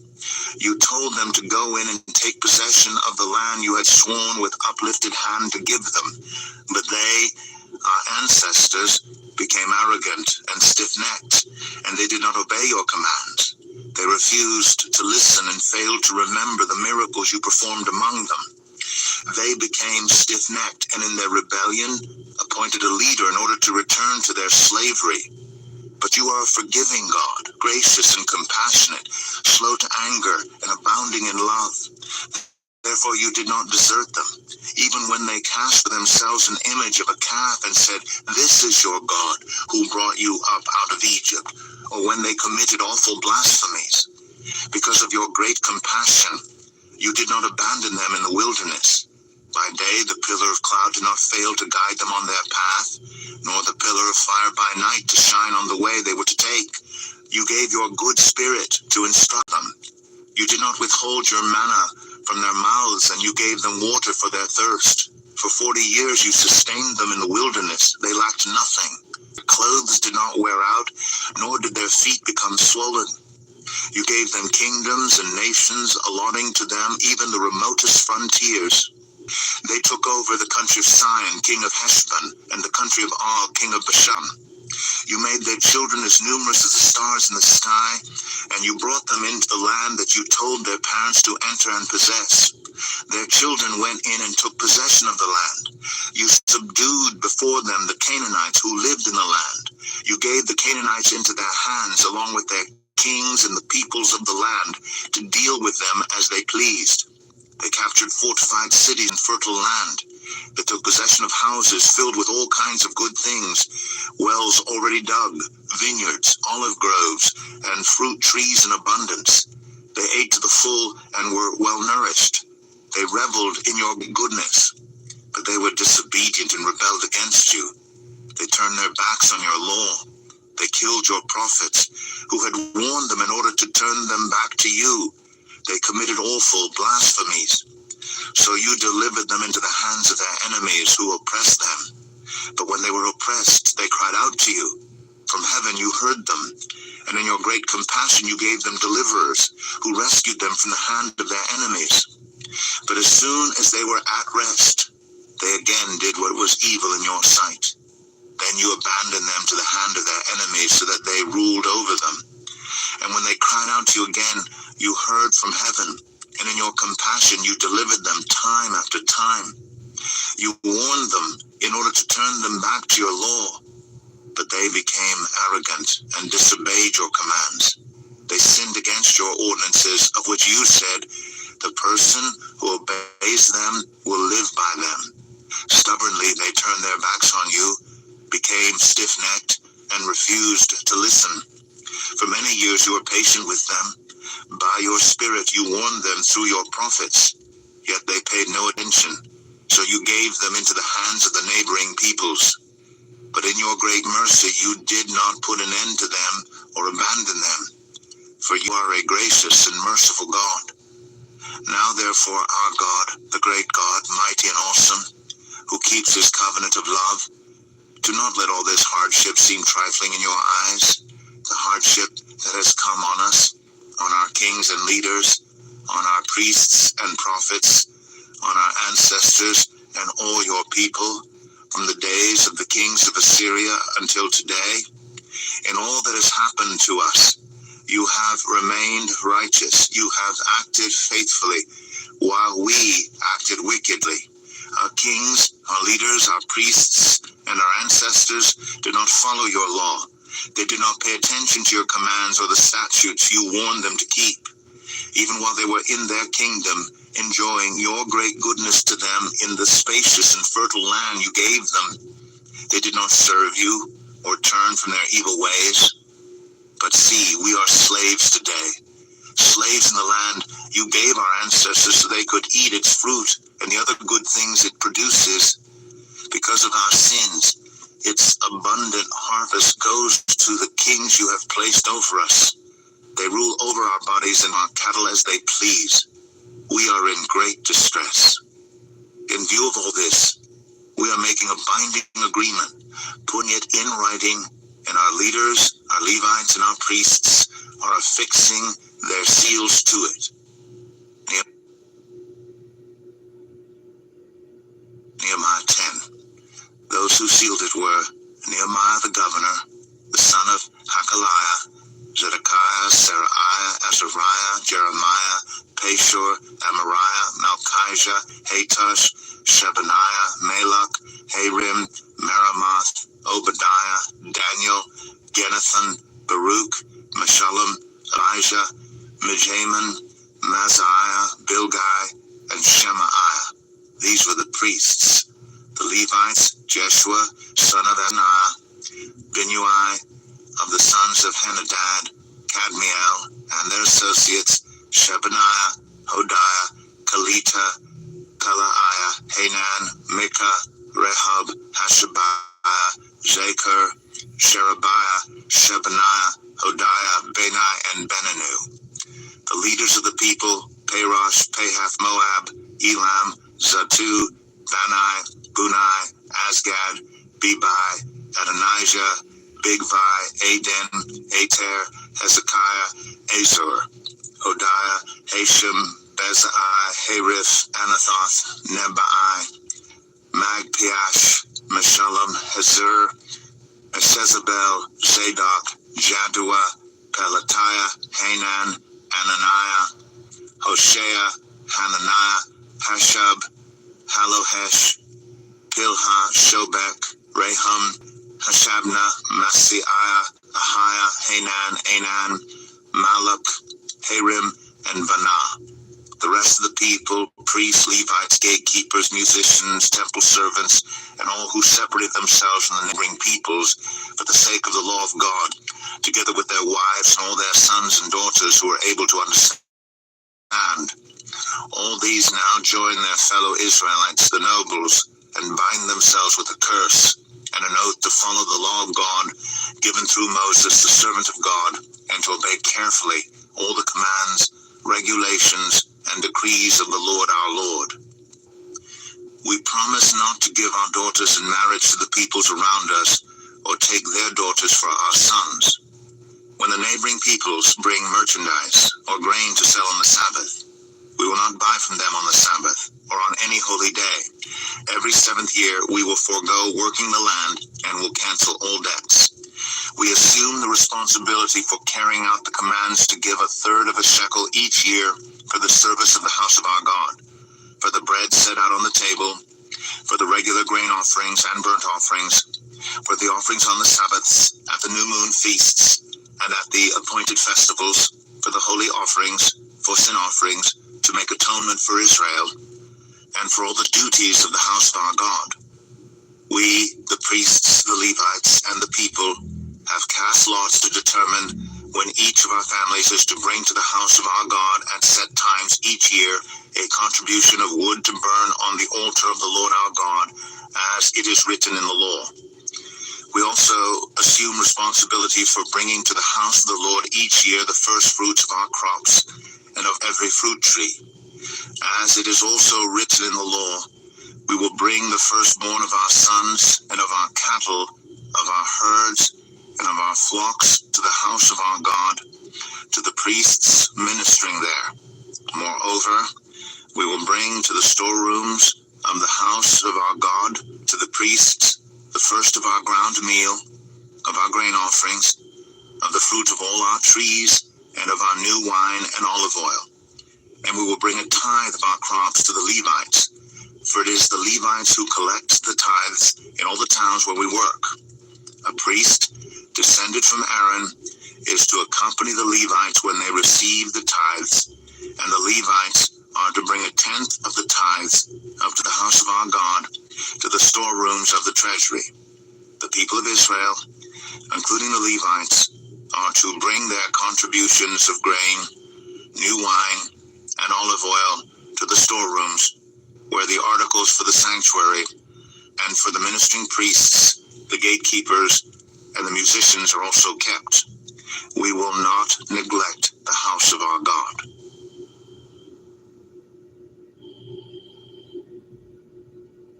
Nehemiah 11. Now the leaders of the people settled in Jerusalem. The rest of the people cast lots to bring 1 out of every 10 of them to live in Jerusalem, the holy city, while the remaining 9 were to stay in their own towns. The people commended all who volunteered to live in Jerusalem. These are the provincial leaders who settled in Jerusalem. Now some Israelites, priests, Levites, temple servants, and descendants of Solomon's servants lived in the towns of Judah, each on their own property in the various towns, while other people from both Judah and Benjamin lived in Jerusalem.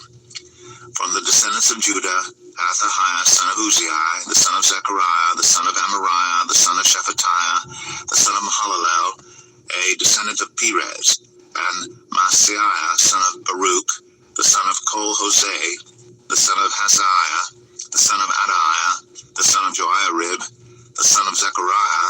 a descendant of Shelah. The descendants of Perez who lived in Jerusalem totaled 468 men of standing. From the descendants of Benjamin, Salu, son of Meshullam, the son of Joed, the son of Pedaiah, the son of Kolaiah, the son of Maaseiah, the son of Ithiel, the son of Jeshaiah, and his followers, Gabai and Salai, 928 men. Joel, son of Zichri, was their chief officer, and Judah, son of Hasenuah, was over the new quarter of the city. From the priests, Jedaiah, the son of Joiarib, Jachin, Seraiah, son of Hilkiah, the son of Meshullam, the son of Zadok, the son of Meriath, the son of Ahitub, the official in charge of the house of God, and their associates who carried on work for the temple, 822 men. Adaiah, son of Jeroham, the son of Pelaliah, the son of Amzai, the son of Zechariah, the son of Pashur, the son of Malchijah, and his associates who were heads of families, 242 men. Amasai, son of Azarel, the son of Azai, the son of Meshillemoth, the son of Immer, and his associates who were men of standing, 128. Their chief officer was Zabdiel, son of Haggedolim. From the Levites, Shemaiah, son of Hashab, the son of Azrikam, the son of Hashabiah, the son of Bunai, Shabbathai, and Jozabad, two of the heads of the Levites who had charge of the outside work of the house of God, Mattaniah, son of Micah, the son of Zabdi, the son of Asaph, the director who led in thanksgiving and prayer, Bakbukiah, second among his associates, and Abda, son of Shammua, the son of Galal, the son of Jeduthun. The Levites in the holy city totaled 284. The gatekeepers, Akub, Talmon, and their associates who kept watch at the gates, 172 men. The rest of the Israelites with the priests and Levites were in all the towns of Judah, each on their ancestral property. The temple servants lived on the hill of Ophel, and Ziah and Gishpa were in charge of them. The chief officer of the Levites in Jerusalem was Uzai, son of Bani, the son of Hashabiah, the son of Mattaniah, the son of Micah. Uzai was one of Asaph's descendants, who were the musicians responsible for the service of the house of God. The musicians were under the king's orders, which regulated their daily activity. Pethahiah, son of Meshezabel, one of the descendants of Zerah, son of Judah, was the king's agent in all affairs relating to the people. As for the villages with their fields, some of the people of Judah lived in Kiriath Arba and its surrounding settlements, in Devon and its settlements, in Jekabziel and its villages, in Jeshua, in Moladah, in Beth Pelet, in Hazar Shual, in Beersheba and its settlements, in Ziklag, in Mechonah and its settlements, in En-Rimmon, in Zorah, in Jarmuth, Zanoah, Adullam and their villages, in Lachish and its fields, and in Azekah and its settlements. So they were living all the way from Beersheba to the valley of Hinnom. The descendants of the Benjamites from Gibeah lived in Michmash, Aisha, Bethel and its settlements, in Anathoth, Nob, and Ananiah, in Hazor, Ramah, and Gittaim, in Hadid, Zeboim, and Nebalat, in Lod and Ono, and in Harashim. Some of the divisions of the Levites of Judah settled in Benjamin.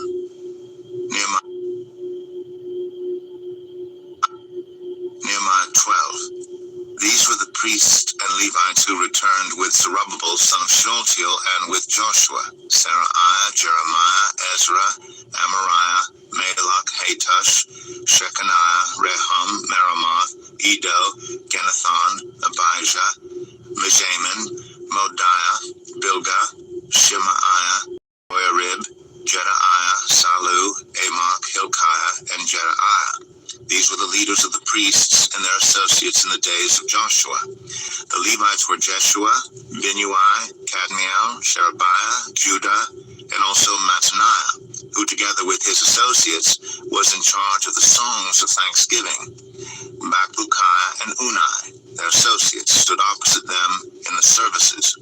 Joshua was the father of Joachim, Joachim the father of Eliashib, Eliashib the father of Joiada, Joiada the father of Jonathan, and Jonathan the father of Jaddua. In the days of Joachim, these were the heads of the priestly families. Of Seraiah's family, Meraiah; of Jeremiah's, Hananiah; of Ezra's, Meshullam; of Amariah's, Jehohanan; of Malach's, Jonathan; of Shechaniah's, Joseph; of Harim's, Adnah; of Meremoth's, Helkai; of Edo's, Zechariah; of Genathon's, Meshullam; of Abijah's, Zikri; of Meniamim's, and of Moaiah's, Piltai; of Bilgah's, Shammua; of Shemaiah's, Jehonathan; of Joarib's, Mattanai; of Jedaiah's, Uzai; of Salu's, Kalai; of Amok's, Eber; of Hilkiah's, Hashabiah; of Jedaiah's, Nethanel. The family heads of the Levites in the days of Eliashib, Joiada, Johanan, and Jaddua, as well as those of the priests, were recorded in the reign of Darius the Persian. The family heads among the descendants of Levi up to the time of Johanan, son of Eliashib, were recorded in the book of the Annals. And the leaders of the Levites were Hashabiah, Sherebiah, Jeshua, son of Kadmiel, and their associates, who stood opposite them to give praise and thanksgiving, one section responding to the other, as prescribed by David, the man of God. Mattaniah, Bakbukiah, Obadiah, Meshullam, Talmon, and Akub were gatekeepers who guarded the storerooms at the gates. They served in the days of Jehoiakim, son of Joshua, the son of Josadak, and in the days of Nehemiah the governor, and of Ezra the priest, the teacher of the law. At the dedication of the wall of Jerusalem, the Levites were sought out from where they lived, and were brought to Jerusalem to celebrate joyfully the dedication with songs of thanksgiving, and with the music of cymbals, harps, and lyres. The musicians also were brought together from the region around Jerusalem, from the villages of the Netophathites, from Beth Gilgal, and from the area of Geba and Asmaveth. For the musicians had built villages for themselves around Jerusalem. When the priests and Levites had purified themselves ceremonially, they purified the people, the gates, and the wall. I had the leaders of Judah go up on top of the wall. I also assigned 2 large choirs to give thanks. One was to proceed on top of the wall to the right toward the dung gate.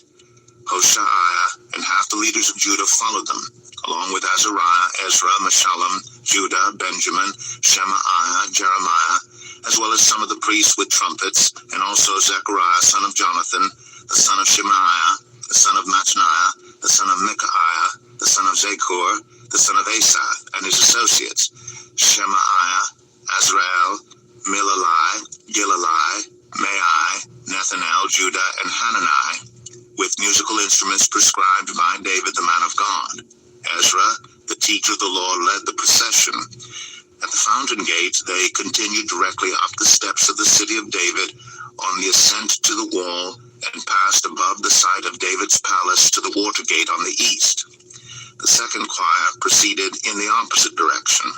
I followed them on top of the wall together with half the people, past the tower of the ovens, to the broad wall, over the gate of Ephraim, the Jeshanah gate, the fish gate, the tower of Hananel, and the tower of the 100, as far as the sheep gate. At the gate of the guard they stopped. The 2 choirs that gave thanks then took their places in the house of God. So did I, together with half the officials, as well as the priests, Eliakim, Maaseiah, Meniamim, Micaiah, Elionai, Zechariah, and Hananiah, with their trumpets, and also Maaseiah, Shemaiah, Eleazar, Uzai, Jehohanan, Malchijah, Elam, and Ezer. The choirs sang under the direction of Jezreiah. And on that day they offered great sacrifices, rejoicing because God had given them great joy. The women and children also rejoiced. The sound of rejoicing in Jerusalem could be heard far away. At that time, men were appointed to be in charge of the storerooms for the contributions, first fruits, and tithes. From the fields around the towns, they were to bring into the storerooms the portions required by the law for the priests and the Levites, for Judah was pleased with the ministering priests and Levites. They performed the service of their God and the service of purification, as did also the musicians and gatekeepers, according to the commands of David and his son Solomon. For long ago in the days of David and Asaph, there had been directors for the musicians and for the songs of praise and thanksgiving to God.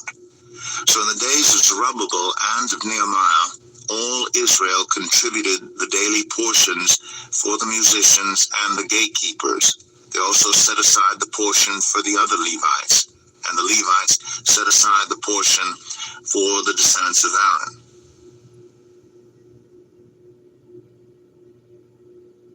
Nehemiah 13. On that day, the book of Moses was read aloud in the hearing of the people, and there it was found written that no Ammonite or Moabite should ever be admitted into the assembly of God, because they had not met the Israelites with food and water, but had hired Balaam to call a curse down on them. Our God, however, turned the curse into a blessing. When the people heard this law, they excluded from Israel all who were of foreign descent. Before this, Eliashib the priest had been put in charge of the storerooms of the house of our God.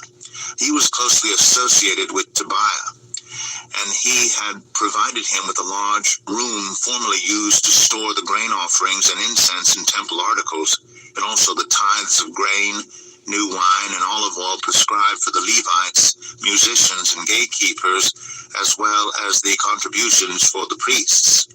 But while all this was going on, I was not in Jerusalem, for in the 32nd year of Artaxerxes, king of Babylon, I had returned to the king. Sometime later I asked his permission and came back to Jerusalem. Here I learned about the evil things Eliashib had done in providing Tobiah a room in the courts of the house of God. I was greatly displeased, and threw all Tobiah's household goods out of the room. I gave orders to purify the rooms, and then I put back into them the equipment of the house of God, with the grain offerings and the incense. I also learned that the portions assigned to the Levites had not been given to them, and that all the Levites and musicians responsible for the service had gone back to their own fields. So I rebuked the officials and asked them, "Why is the house of God neglected?" Then I called them together and stationed them at their posts.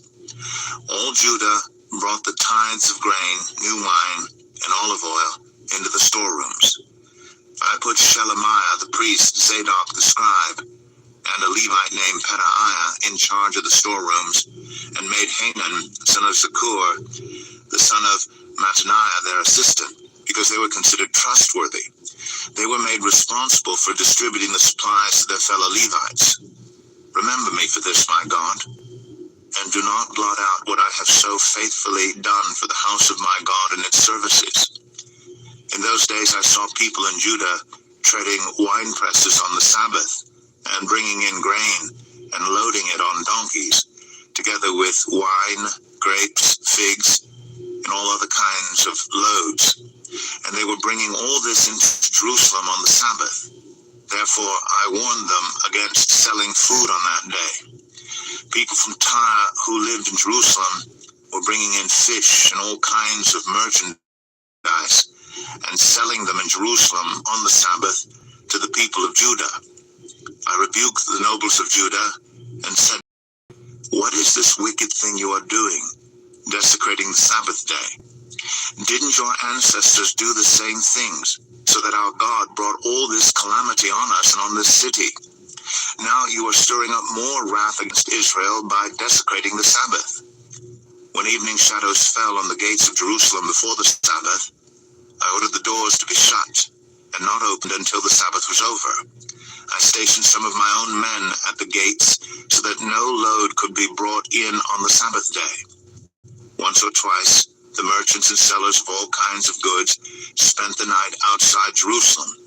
But I warned them and said, "Why do you spend the night by the wall? If you do this again, I will arrest you." From that time on, they no longer came on the Sabbath. Then I commanded the Levites to purify themselves and go and guard the gates in order to keep the Sabbath day holy. Remember me for this also, my God, and show mercy to me according to your great love. Moreover, in those days I saw men of Judah who had married women from Ashdod, Ammon, and Moab. Half of their children spoke the language of Ashdod, or the language of one of the other peoples, and did not know how to speak the language of Judah. I rebuked them and called curses down on them. I beat some of the men and pulled out their hair. I made them take an oath in God's name and said, "You are not to give your daughters in marriage to their sons, nor are you to take their daughters in marriage for your sons or for yourselves." Was it not because of marriages like these that Solomon, king of Israel, sinned? Among the many nations there was no king like him. He was loved by his God, and God made him king over all Israel. But even he was led into sin by foreign women. Must we hear now that you too are doing all this terrible wickedness and are being unfaithful to our God by marrying foreign women? One of the sons of Joiada, son of Eliashib, the high priest, was son-in-law to Sanballat the Horonite, and I drove him away from me. Remember them, my God, because they defiled the priestly office and the covenant of the priesthood and of the Levites. So I purified the priests and the Levites of everything foreign, and assigned them duties, each to his own task. I also made provision for contributions of wood at designated times, and for the first fruits. Remember me with favor, my God.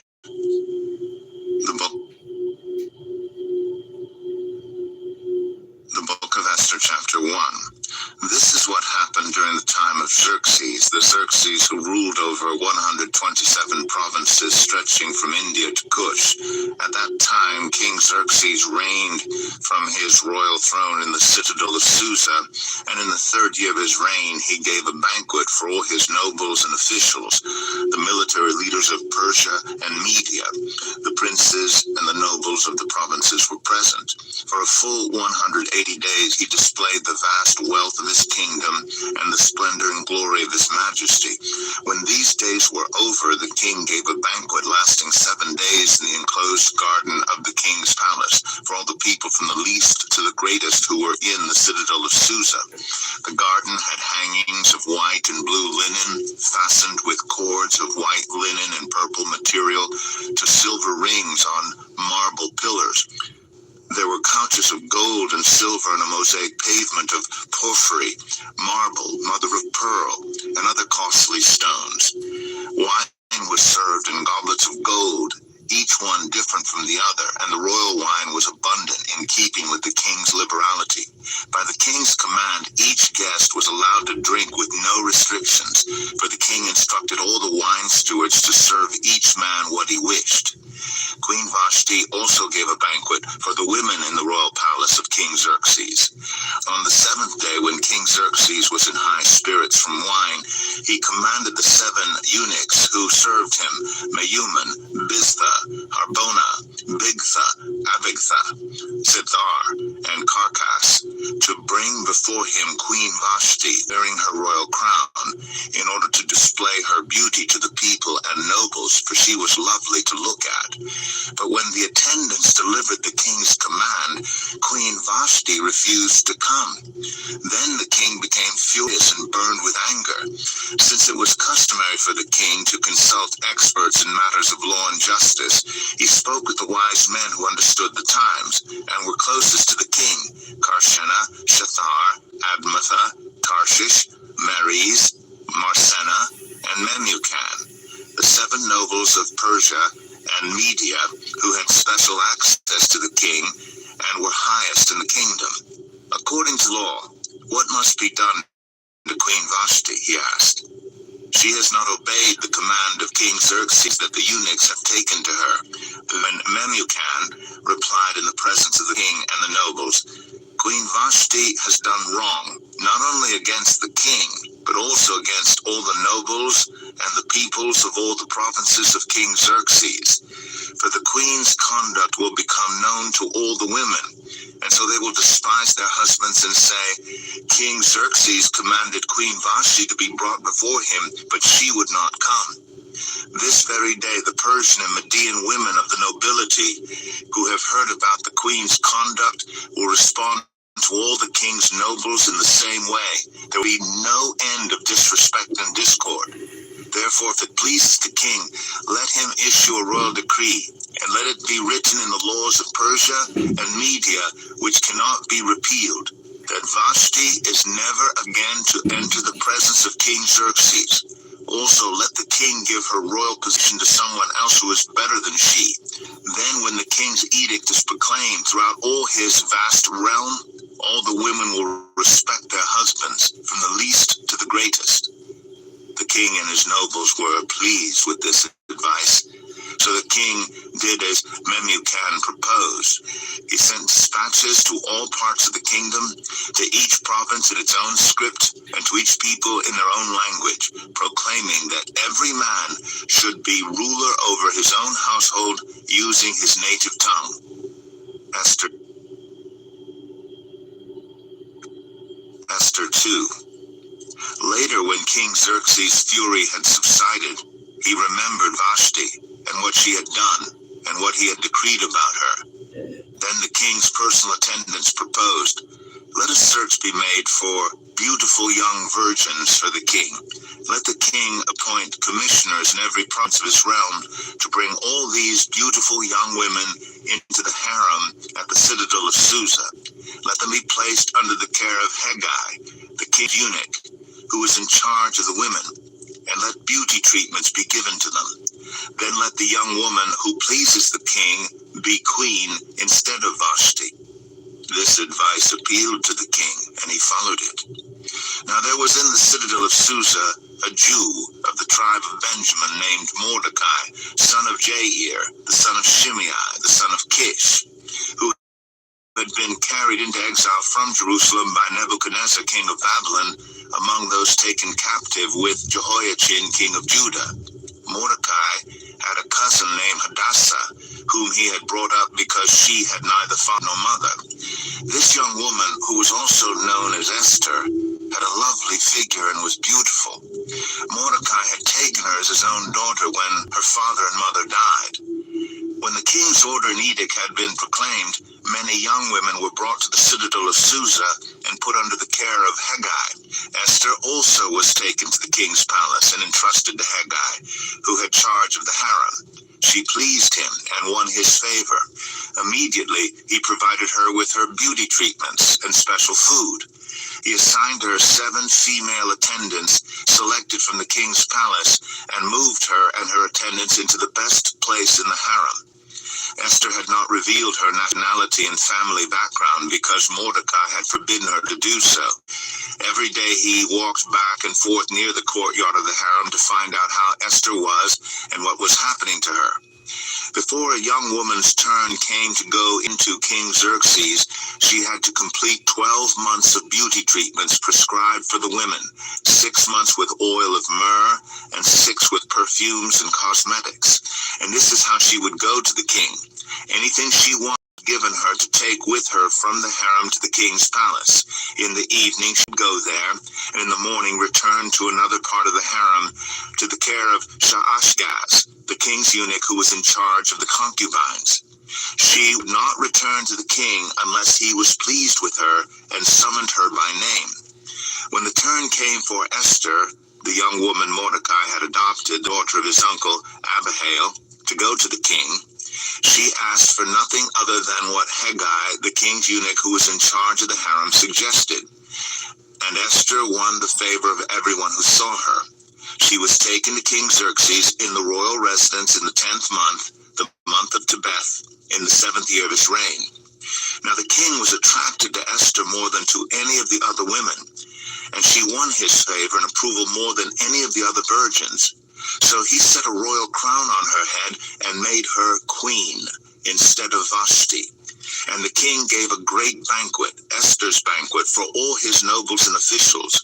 He proclaimed a holiday throughout the provinces and distributed gifts with royal liberality. When the virgins were assembled a second time, Mordecai was sitting at the king's gate. But Esther had kept secret her family background and nationality, just as Mordecai had told her to do, for she continued to follow Mordecai's instructions as she had done when he was bringing her up. During the time Mordecai was sitting at the king's gate, Bigthana and Teresh, two of the king's officers who guarded the doorway, became angry and conspired to assassinate King Xerxes. But Mordecai found out about the plot and told Queen Esther, who in turn reported to the king, giving credit to Mordecai. And when the report was investigated and found to be true, the two officials were impaled on poles. All this was recorded in the book of the Annals in the presence of the king. Esther 3. After these events, King Xerxes honored Haman, son of Hammedatha, the Agagite, elevating him and giving him a seat of honor higher than that of all the other nobles. All the royal officials at King's Gate knelt down and paid honor to Haman, for the king had commanded this concerning him. But Mordecai would not kneel down or pay him honor. Then the royal officials at the king's gate asked Mordecai, "Why do you disobey the king's command?" Day after day they spoke to him, but he refused to comply. Therefore they told Haman about it to see whether Mordecai's behavior would be tolerated, for he had told them he was a Jew. When Haman saw that Mordecai would not kneel down or pay him honor, he was enraged.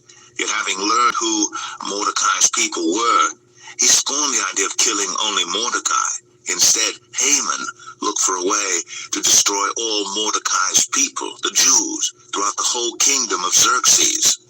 In the 12th year of King Xerxes, in the first month, the month of Nisan, the pur, that is the lot, was cast in the presence of Haman to select the day and month, and the lot fell on the 12th month, the month of Adar.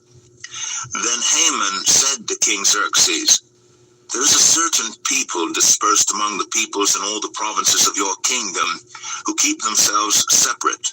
Their customs are different from those of all other people, and they do not obey the king's laws. It is not in the king's best interest to tolerate them. If it pleases the king, let a decree be issued to destroy them, and I will give 10,000 talents of silver to the king's administrators for the royal treasury." So the king took his signet ring from his finger and gave it to Haman, son of Hammedatha, the Agagite, the enemy of the Jews. "Keep the money," the king said to Haman, "and do with the people as you please." Then on the 13th day of the first month, the royal secretaries were summoned. They wrote out in the script of each province and in the language of each people all Haman's orders to the king's satraps, the governors of the various provinces, and the nobles of the various peoples. These were written in the name of King Xerxes himself and sealed with his own ring. Dispatches were sent by couriers to all the king's provinces with the order to destroy, kill, and annihilate all the Jews, young and old, women and children, on a single day, the 13th day of the 12th month, the month of Adar, and to plunder their goods. A copy of the text of the edict was to be issued as law in every province and made known to the people of every nationality so they would be ready for that day. The couriers went out, spurred on by the king's command, and the edict was issued in the citadel of Susa. The king and Haman sat down to drink, but the city of Susa was bewildered. Esther 4. When Mordecai learned of all that had been done, he tore his clothes, put on sackcloth and ashes, and went out into the city wailing loudly and bitterly. But he went only Jews with fasting, weeping, and wailing. Many lay in sackcloth and ashes. When Esther's eunuchs and female attendants came and told her about Mordecai, she was in great distress. She sent clothes for him to put on instead of his sackcloth, but he would not accept them. Then Esther summoned Hatak, one of the king's eunuchs assigned to attend her, and ordered him to find out what was troubling Mordecai and why. So Hatak went out to Mordecai in the open square of the city in front of the king's gate. Mordecai told him everything that had happened to him, including the exact amount of money Haman had promised to pay into the royal treasury for the destruction of the Jews. He also gave him a copy of the text of the edict for their annihilation, which had been published in Susa, to show to Esther and to explain it to her, and he told him to instruct her to go into the king's presence to beg for mercy and plead with him for her people. Hatak went back and reported to Esther what Mordecai had said.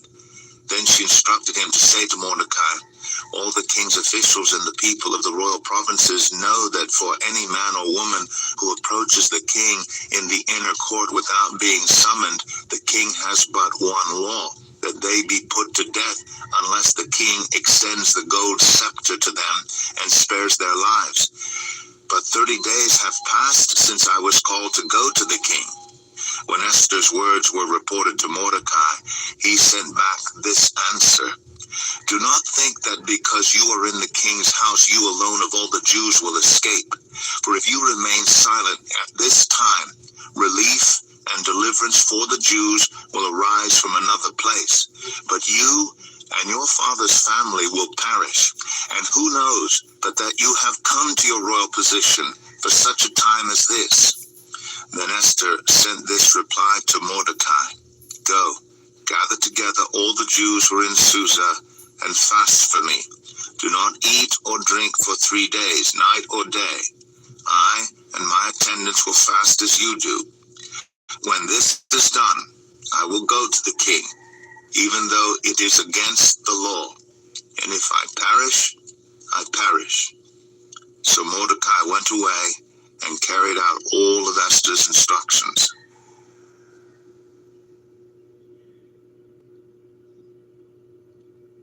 Esther 5. On the third day, Esther put on her royal robes and stood in the inner court of the palace in front of the king's hall. The king was sitting on his royal throne in the hall facing the entrance. When he saw Queen Esther standing in the court, he was pleased with her and held out to her the gold scepter that was in his hand. So Esther approached and touched the tip of the scepter. Then the king asked, "What is it, Queen Esther? What is your request?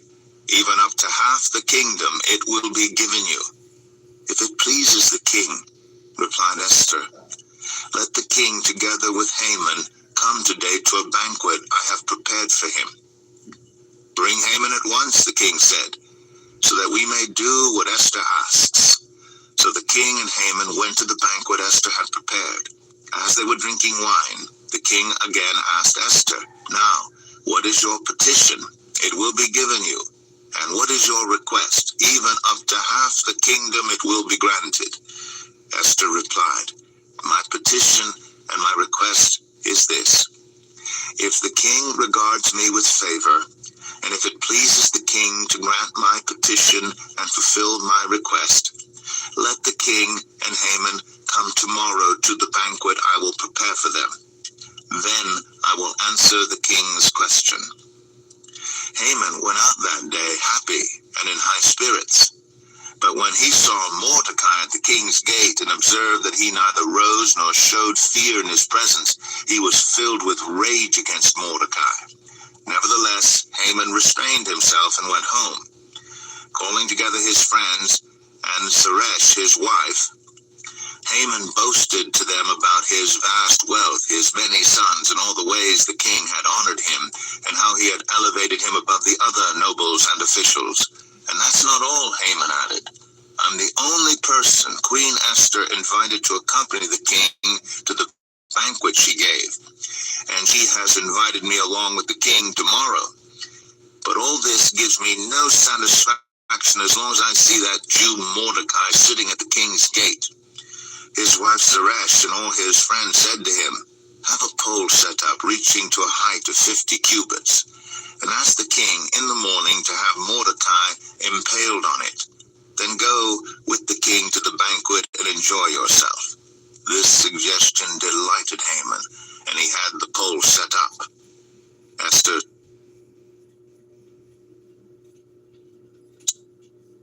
6. That night he could not sleep, so he Chronicles the record of his reign to be brought in and read to him. It was found recorded there that Mordecai had exposed Bigthana and Teresh, two of the king's officers who guarded the doorway, who had conspired to assassinate King Xerxes. What honor and recognition has Mordecai received for this? The king asked. Nothing has been done for him, his attendants answered. The king said, Who is in the court? Now Haman had just entered the outer court of the palace to speak to the king about impaling Mordecai on the pole he had set up for him. His attendants answered, Haman is standing in the court. Bring him in, the king ordered. When Haman entered, the king asked him, What should be done for the man the king delights to honor? Now Haman thought to himself, Who is there that the king would rather honor than me? So he answered the king, For the man the king delights to honor, have them bring a royal robe the king has worn and a horse the king has ridden, one with the royal crest placed on its head. Then let the robe and horse be entrusted to one of the king's most noble princes. Let them robe the man the king delights to honor, and lead him on the horse through the city streets, proclaiming before him, This is what is done for the man the king delights to honor. Go at once, the king commanded Haman. Get the robe and the horse, and do just as you have suggested for Mordecai the Jew, who sits at the king's gate. Do not neglect anything you have recommended. So Haman got the robe and the horse. He robed Mordecai and led him on horseback through the city streets, proclaiming before him, This is what is done for the man the king delights to honor. Afterward, Mordecai returned to the king's gate, but Haman rushed home with his head covered in grief and told Zeresh, his wife, and all his friends everything that had happened to him. His advisors and his wife Zeresh said to him, Since Mordecai, before whom your downfall has started, is of Jewish origin, you cannot stand against him. You will surely come to ruin. While they were still talking with him, the king's eunuchs arrived and hurried Haman away to the banquet Esther had prepared.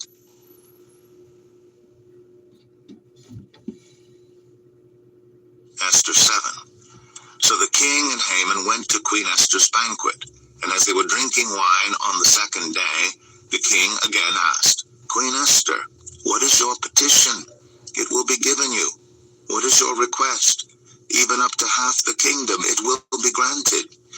Then Queen Esther answered, If I have found favor with you, your majesty, and if it pleases you, grant me my life.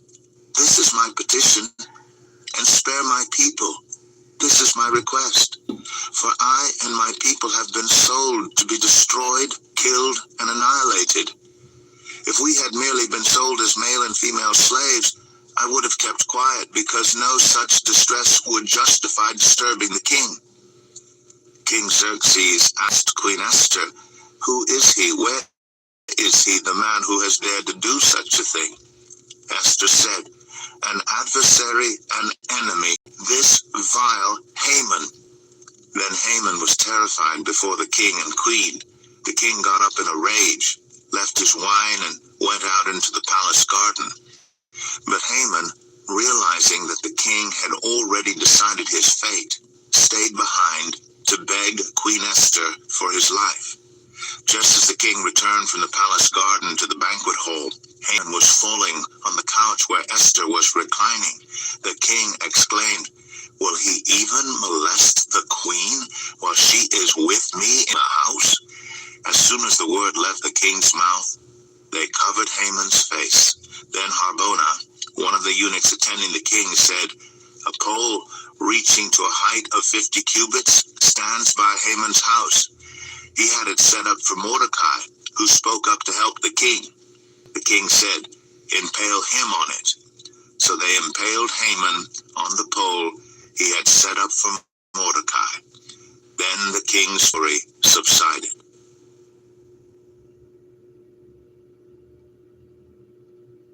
Esther 8. That same day, King Xerxes gave Queen Esther the estate of Haman, the enemy of the Jews.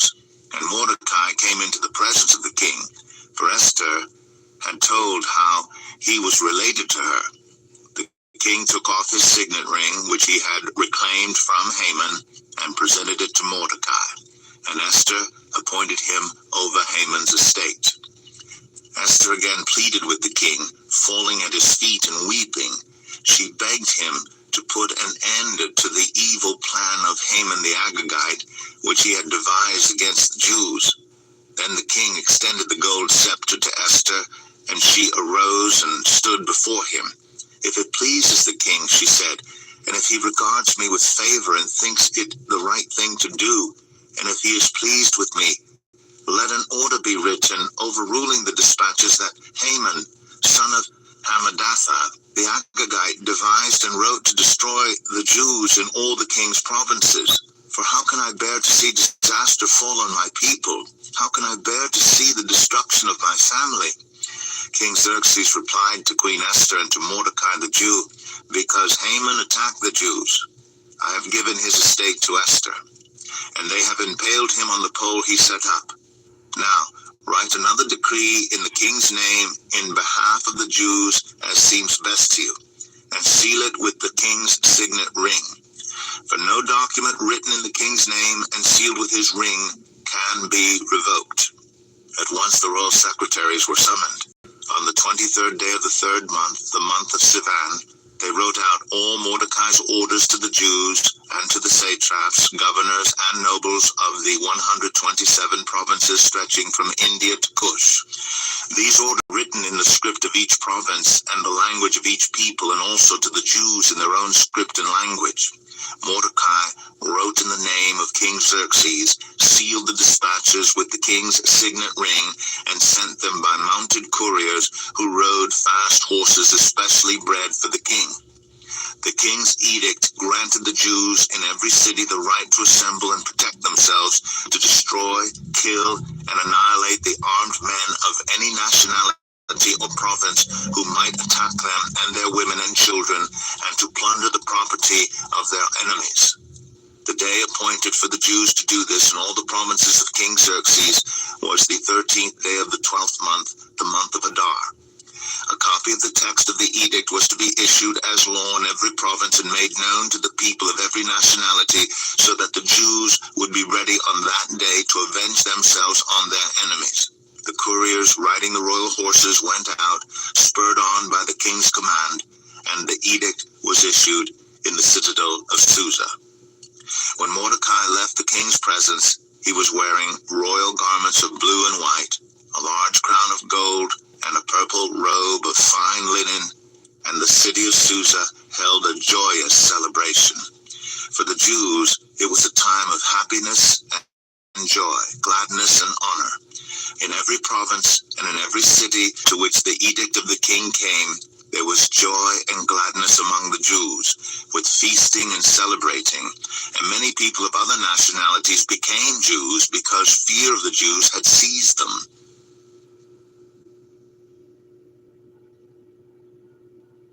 Esther 9. On the 13th day of the 12th month, the month of Adar, the edict commanded by the king was to be carried out. On this day, the enemies of the Jews had hoped to overpower them, but now the tables were turned and the Jews got the upper hand over those who hated them. The Jews assembled in their cities in all the provinces of King Xerxes to attack those determined to destroy them. No one could stand against them because the people of all the other nationalities were afraid of them. And all the nobles of the provinces, the satraps, the governors, and the king's administrators helped the Jews, because fear of Mordecai had seized them. Mordecai was prominent in the palace. His reputation spread throughout the provinces, and he became more and more powerful. The Jews struck down all their enemies with the sword, killing and destroying them, and they did what they pleased to those who hated them. In the citadel of Susa, the Jews killed and destroyed 500 men. They also killed Parshandatha, Dalphon, Aspatha, Paratha, Adalia, Aradatha, Parmashta, Arasai, Aradai, and Vizatha, the 10 sons of Haman, sons of Hammedatha, the enemy of the Jews. but they did not lay their hands on the plunder. The number of those killed in the citadel of Susa was reported to the king that same day. The king said to Queen Esther, "The Jews have killed and destroyed 500 men and the 10 sons of Haman in the citadel of Susa. What have they done in the rest of the king's provinces? Now what is your petition? It will be given you. What is your request? It will also be granted." "If it pleases the king," Esther answered, "give the Jews in Susa permission to carry out this day's edict tomorrow also, and let Haman's 10 sons be impaled on poles." So the king commanded that this be done.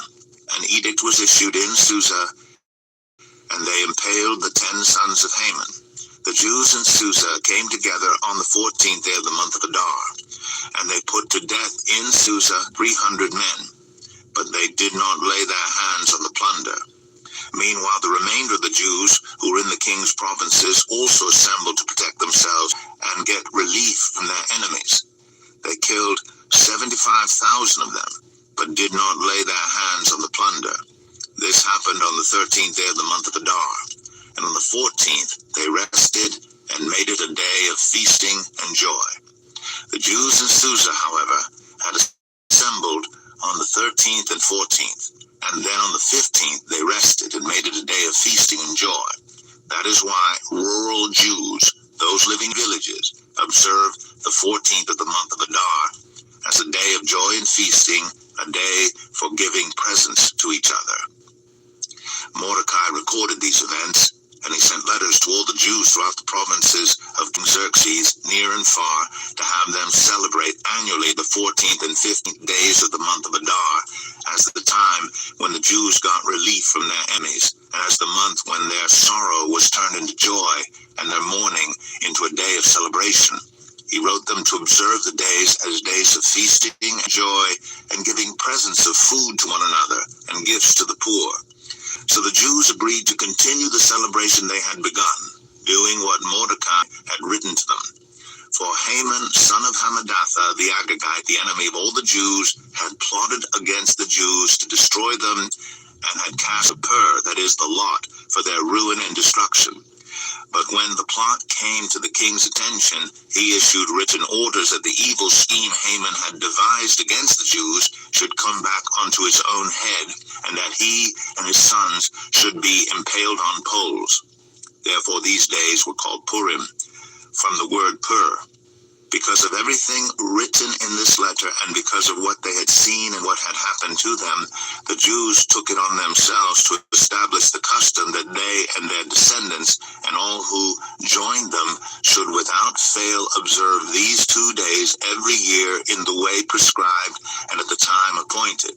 These days should be remembered and observed in every generation by every family and in every province and in every city.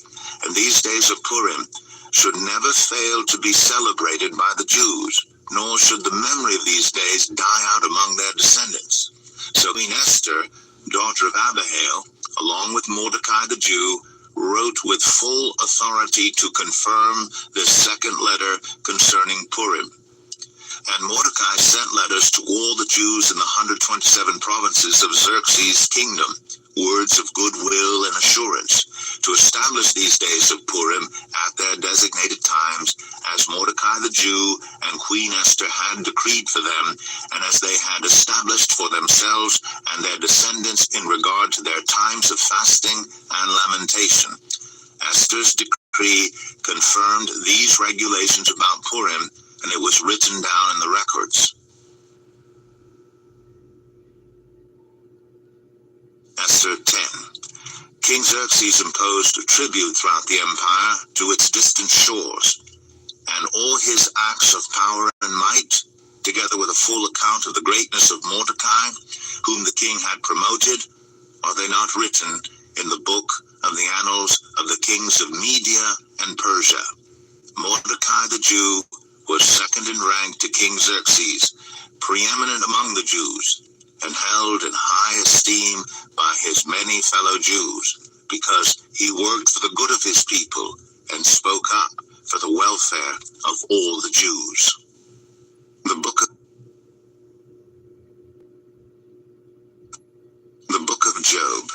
Chapter 1. In the land of Uz there lived a man whose name was Job. This man was blameless and upright. He feared God and shunned evil. He had 7 sons and 3 daughters, and he owned 7,000 sheep, 3,000 camels, 500 yoke of oxen, and 500 donkeys, and had a large number of servants. He was the greatest man among all the people of the East. His sons used to hold feasts in their homes on their birthdays, and they would invite their 3 sisters to eat and drink with them. When a period of feasting had run its course, Job would make arrangements for them to be purified. Early in the morning he would sacrifice a burnt offering for each of them, thinking, "Perhaps my children have sinned and cursed God in their hearts." This was Job's regular custom. One day the angels came to present themselves before the Lord, and Satan also came with them. The Lord said to Satan, "Where have you come from?" Satan answered the Lord, "From roaming throughout the earth, going back and forth on it." Then the Lord said to Satan, "Have you considered my servant Job? There is no one on earth like him. He is blameless and upright, a man who fears God and shuns evil." "Does Job fear God for nothing?" Satan replied. "Have you not put a hedge around him and his household and everything he has? You have blessed the work of his hands, so that his flocks and herds are spread throughout the land. But now stretch out your hand and strike everything he has, and he will surely curse you to your face." The Lord said to Satan, "Very well then, everything he has is in your power, but on the man himself do not lay a finger." Then Satan went out from the presence of the Lord. One day, when Job's sons and daughters were feasting and drinking wine at the oldest brother's house, a messenger came to Job and said, "The oxen were plowing, and the donkeys were grazing nearby, and the Sabaeans attacked and made off with them. They put the servants to the sword, and I am the only one who has escaped to tell you." While he was still speaking, another messenger came and said, "The fire of God fell from the heavens and burned up the sheep and the servants, and I am the only one who has escaped to tell you." While he was still speaking, another messenger came and said, "The Chaldeans formed 3 raiding parties and swept down on your camels and made off with them. They put the servants to the sword, and I am the only one who has escaped to tell you." While he was still speaking, yet another messenger came and said, "Your sons and daughters were feasting and drinking wine at the oldest brother's house, when suddenly a mighty wind swept in from the desert and struck the 4 corners of the house. It collapsed on them, and they are dead, and I am the only one who has escaped to tell you." At this, Job got up and tore his robe and shaved his head. Then he fell to the ground in worship and said, "Naked I came from my mother's womb, and naked I will depart. The Lord gave, and the Lord has taken away. May the name of the Lord be praised." In all this, Job did not sin by charging God with wrongdoing. Job 2. On another day the angels came to present themselves before the Lord, and Satan also came with them to present himself before him. And the Lord said to Satan, "Where have you come from?" Satan answered the Lord, "From roaming throughout the earth, going back and forth on it." And the Lord said to Satan, "Have you considered my servant Job? There's no one on earth like him. He is blameless and upright, a man who fears God and shuns evil. And he still maintains his integrity, though you incited me against him to ruin him without any reason." "Skin for skin," Satan replied. "A man will give all he has for his own life. But now stretch out your hand and strike his flesh and bones, and he will surely curse you to your face." The Lord said to Satan, "Very well then, he is in your hands, but you must spare his life." So Satan went out from the presence of the Lord and afflicted Job with painful sores from the soles of his feet to the crown of his head. Then Job took a piece of broken pottery and scraped himself with it as he sat among the ashes. His wife said to him, "Are you still maintaining your integrity? Curse God and die." He replied, "You are talking like a foolish woman. Shall we accept good from God and not trouble?" In all this, Job did not sin in what he said. When Job's three friends, Eliphaz the Temanite, Bildad the Shuhite, and Zophar the Naamathite, heard about all the troubles that had come upon him, they set out from their homes and met together by agreement to go and sympathize with him and comfort him. When they saw him from a distance, they could hardly recognize him. They began to weep aloud, and they tore their robes and sprinkled dust on their heads. Then they sat on the ground with him for 7 days and 7 nights. No one said a word to him because they saw how great his suffering was. Job 3. Job 3. After this, Job opened his mouth and cursed the day of his birth. He said, "May the day of my birth perish, and the night that said, 'A boy is conceived.' That day, may it turn to darkness. May God above not care about it. May no light shine on it. May gloom and utter darkness claim it once more. May a cloud settle over it. May blackness overwhelm it. That night, may thick darkness seize it. May it not be included among the days of the year, nor be entered in any of the months. May that night be barren. May no shout of joy be heard in it. May those who curse days curse that day. Those who are ready to rouse Leviathan. May its morning stars become dark. May it wait for daylight in vain, and not see the rays of dawn. For it did not shut the doors of the womb on me to hide trouble from my eyes. Why did I not perish at birth and die as I came from the womb? Why were there knees to receive me and breasts that I might be nursed? For now I would be lying down in peace. I would be asleep and at rest with kings and rulers of the earth, who built for themselves places now lying in ruins, with princes who had gold, who filled their houses with silver. Or why was I not hidden away in the ground like a stillborn child, like an infant who never saw the light of day? There the wicked cease from turmoil, and there the weary are at rest. Captives also enjoy their ease. They no longer hear the slave drivers shout. The small and the great are there, and the slaves are freed from their owners. Why is life given to those in misery, and life to the bitter of soul? To those who long for death that does not come, who search for it more than for hidden treasure, who are filled with gladness and rejoice when they reach the grave. Why is life given to a man whose way is hidden, whom God has hedged in? For sighing has become my daily food. My groans pour out like water. What I feared has come upon me. What I dreaded has happened to me. I have no peace, no quietness. I have no rest, but only turmoil. Job.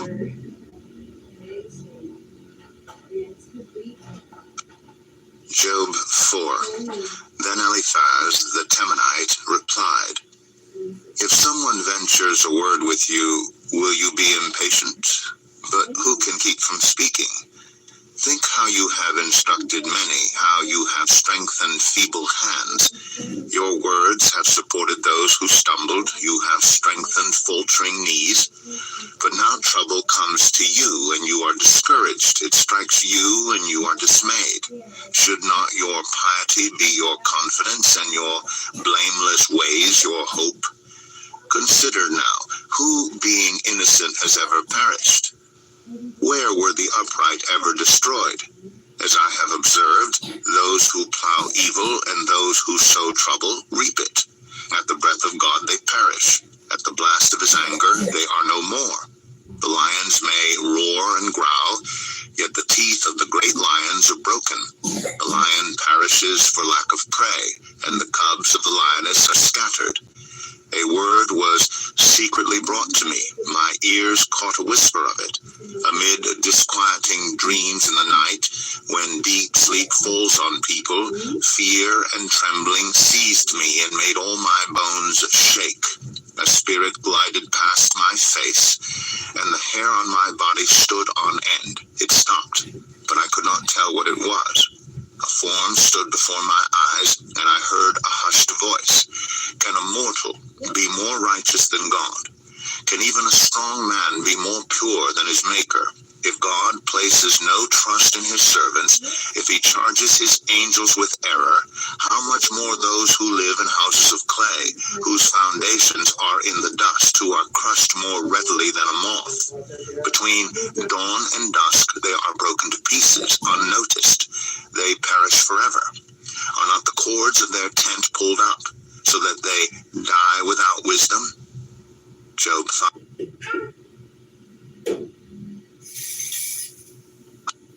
Job 5. Call if you will, but who will answer you? To which of the holy ones will you turn? Resentment kills a fool, and envy slays the simple. I myself have seen a fool taking root, but suddenly his house was cursed. His children are far from safety, crushed in court without a defender. The hungry consume his harvest, taking it even from among thorns, and the thirsty pant after his wealth. For hardship does not spring from the soil, nor does trouble sprout from the ground. Yet man is born to trouble as surely as sparks fly upward. But if I were you, I would appeal to God. I would lay my cause before him. He performs wonders that cannot be fathomed, miracles that cannot be counted. He provides rain for the earth. He sends water on the countryside. The lowly he sets on high, and those who mourn are lifted to safety. He thwarts the plans of the crafty, so that their hands achieve no success. He catches the wise in their craftiness, and the schemes of the wily are swept away. Darkness comes upon them in the daytime. At noon they grope as in the night. He saves the needy from the sword in their mouth. He saves them from the clutches of the powerful. So the poor have hope, and injustice shuts its mouth. Blessed is the one whom God corrects. So do not despise the discipline of the Almighty. For he wounds, but he also binds up. He injures, but his hands also heal. From 6 calamities he will rescue you. In 7 no harm will touch you.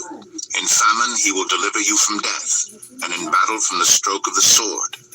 You will be protected from the lash of the tongue, and need not fear when destruction comes. You will laugh at destruction and famine, and need not fear the wild animals. For you will have a covenant with the stones of the field, and the wild animals will be at peace with you. You will know that your tent is secure. You will take stock of your property and find nothing missing. You will know that your children will be many, and your descendants like the grass of the earth. You will come to the grave in full vigor, like sheaves gathered in season. We have examined this, and it is true. So hear it, and apply it to yourself.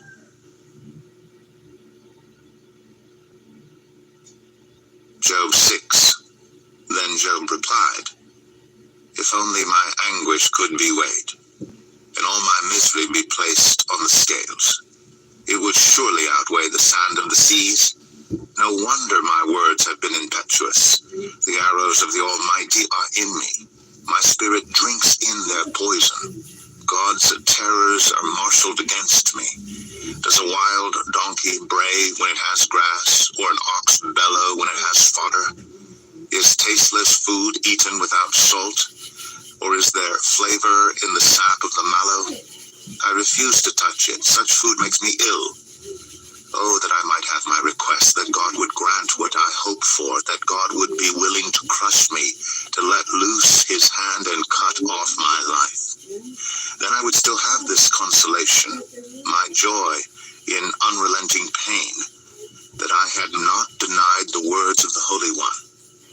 What strength do I have that I should still hope? What prospects that I should be patient? Do I have the strength of stone? Is my flesh bronze? Do I have any power to help myself now that success has been driven from me? Anyone who withholds kindness from a friend forsakes the fear of the Almighty. But my brothers are as undependable as intermittent streams, as the streams that overflow when darkened by thawing ice and swollen with melting snow, but that stop flowing in the dry season and in the heat vanish from their channels. Caravans turn aside from their routes. They go off into the wasteland and perish. The caravans of Tema look for water. The traveling merchants of Sheba look in hope. They're distressed because they had been confident. They arrive there only to be disappointed. Now you too have proved to be of no help. You see something dreadful and are afraid. Have I ever said, give something on my behalf, pay a ransom for me from your wealth, deliver me from the hand of the enemy, rescue me from the clutches of the ruthless? Teach me and I will be quiet. Show me where I have been wrong. How painful are honest words. But what do your arguments prove? Do you mean to correct what I say and treat my desperate words as wind? You would even cast lots for the fatherless and barter away your friend. But now be so kind as to look at me. Would I lie to your face? Relent. Do not be unjust. Reconsider, for my integrity is at stake. Is there any wickedness on my lips? Can my mouth not discern malice?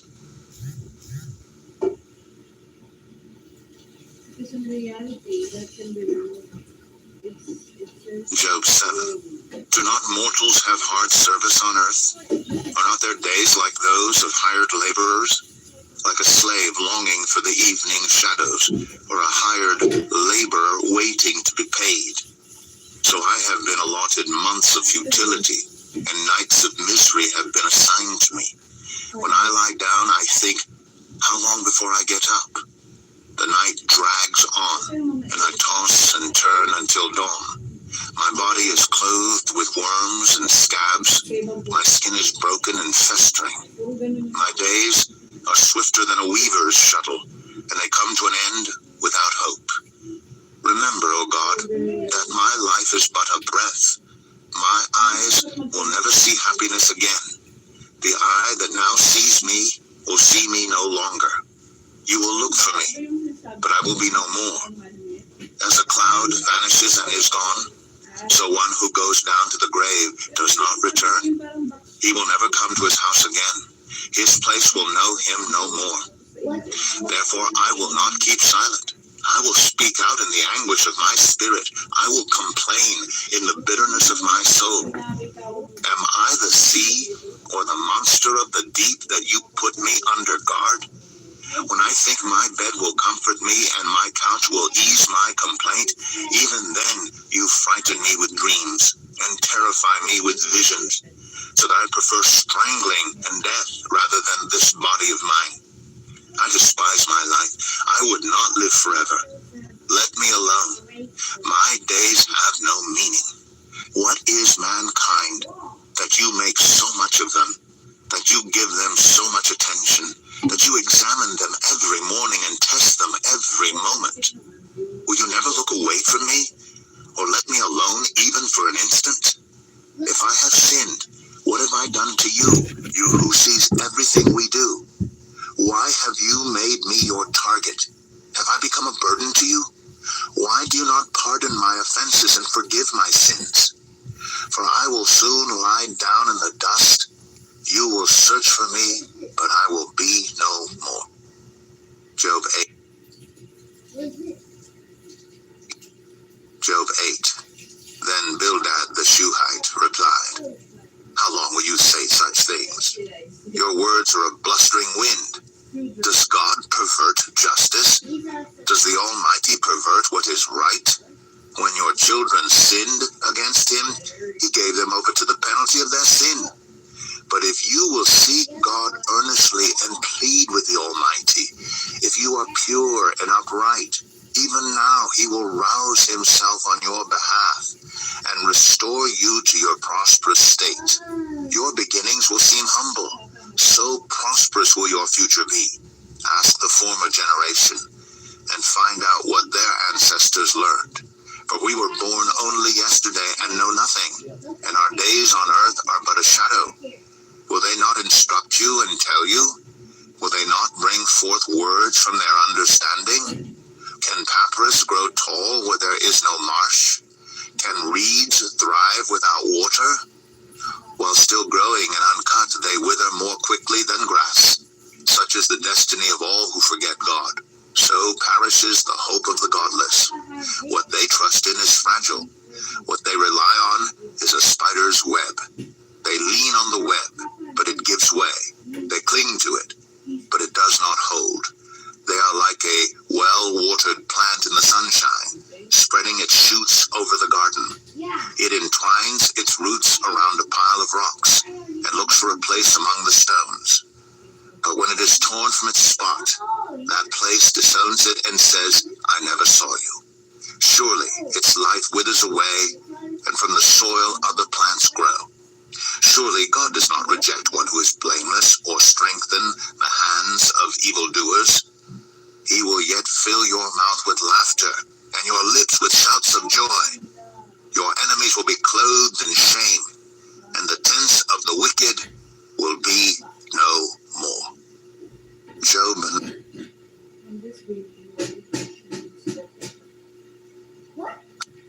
Job 9. Then Job replied, Indeed, I know that this is true, but how can mere mortals prove their innocence before God? Though they wished to dispute with him, they could not answer him one time out of 1,000.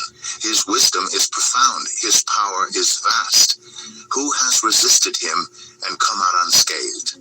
He moves mountains without their knowing it, and overturns them in his anger.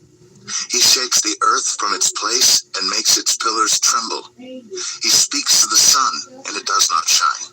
He seals off the light of the stars. He alone stretches out the heavens and treads on the waves of the sea. He is the maker of the Bear and Orion, the Pleiades, and the constellations of the south. He performs wonders that cannot be fathomed, miracles that cannot be counted. When he passes me, I cannot see him. When he goes by, I cannot perceive him. If he snatches away, who can stop him? Who can say to him, What are you doing? God does not restrain his anger. Even the cohorts of Rahab cowered at his feet. How then can I dispute with him? How can I find words to argue with him? Though I were innocent, I could not answer him. I could only plead with my judge for mercy. Even if I summoned him and he responded, I do not believe he would give me a hearing. He would crush me with a storm and multiply my wounds for no reason. He would not let me catch my breath, but would overwhelm me with misery.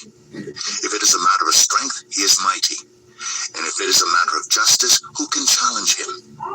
Even if I were innocent, my mouth would condemn me. If I were blameless, it would pronounce me guilty.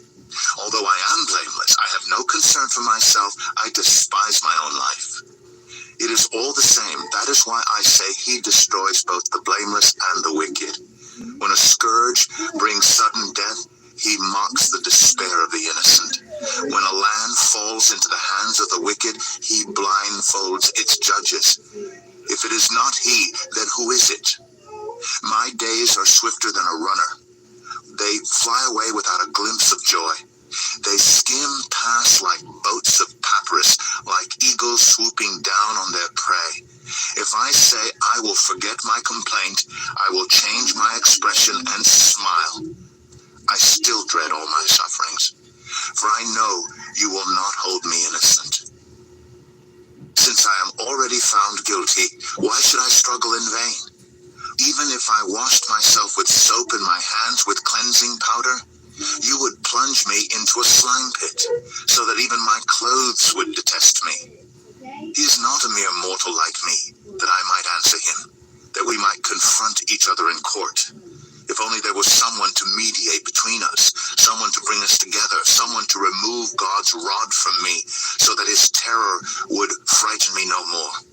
Then I would speak up without fear of him, but as it now stands with me, I cannot.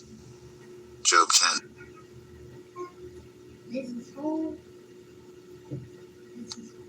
Job 10. I loathe my very life. Therefore I will give free rein to my complaint and speak out in the bitterness of my soul. I say to God, do not declare me guilty, but tell me what charges you have against me. Does it please you to oppress me, to spurn the work of your hands, while you smile on the plans of the wicked? Do you have eyes of flesh? Do you see as a mortal sees? Are your days like those of a mortal, or your years like those of a strong man? That you must search out my faults and probe after my sin, though you know that I am not guilty and that no one can rescue me from your hand? Your hands shaped me and made me. Will you now turn and destroy me? Remember that you molded me like clay. Will you now turn me to dust again? Did you not pour me out like milk and curdle me like cheese? Clothe me with skin and flesh and knit me together with bones and sinews? You gave me life and showed me kindness, and in your providence watched over my spirit. But this is what you concealed in your heart, and I know that this was in your mind. If I sinned, you would be watching me and would not let my offense go unpunished. If I am guilty, woe to me. Even if I am innocent, I cannot lift my head, for I am full of shame and drowned in my affliction. If I hold my head high, you stalk me like a lion, and again display your awesome power against me. You bring new witnesses against me, and increase your anger toward me. Your forces come against me, wave upon wave. Why then did you bring me out of the womb? I wish I had died before any eye saw me. If only I had never come into being, or had been carried straight from the womb to the grave. Are not my few days almost over? Turn away from me so I can have a moment's joy before I go to the place of no return, to the land of gloom and utter darkness, to the land of deepest night, of utter darkness and disorder, where even the light is like darkness. Orange and red are yellow and red. Job 11. Then Zophar the Naamathite replied, Are all these words to go unanswered? Is this talker to be vindicated? Will your idle talk reduce others to silence? Will no one rebuke you when you mock? You say to God, My beliefs are flawless, and I am pure in your sight.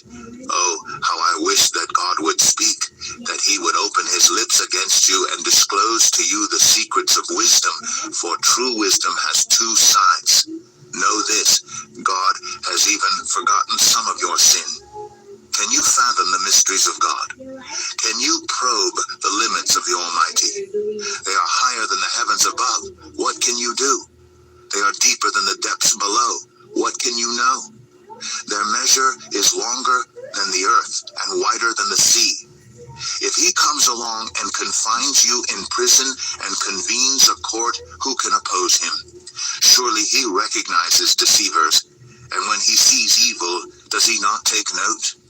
But the witless can no more become wise than a wild donkey's colt can be born human.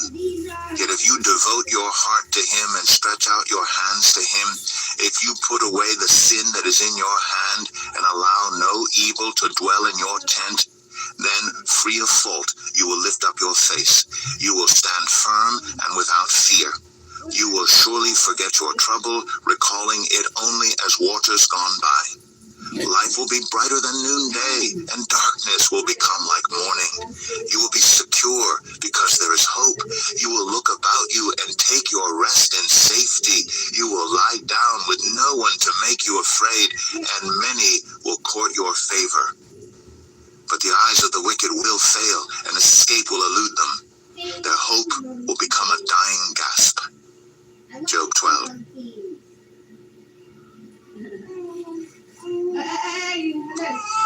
Job 12. Then Job replied, Doubtless, you are the only people who matter, and wisdom will die with you. But I have a mind as well as you. I am not inferior to you. Who does not know all these things? I have become a laughingstock to my friends, though I called on God and he answered, a mere laughingstock, though righteous and blameless.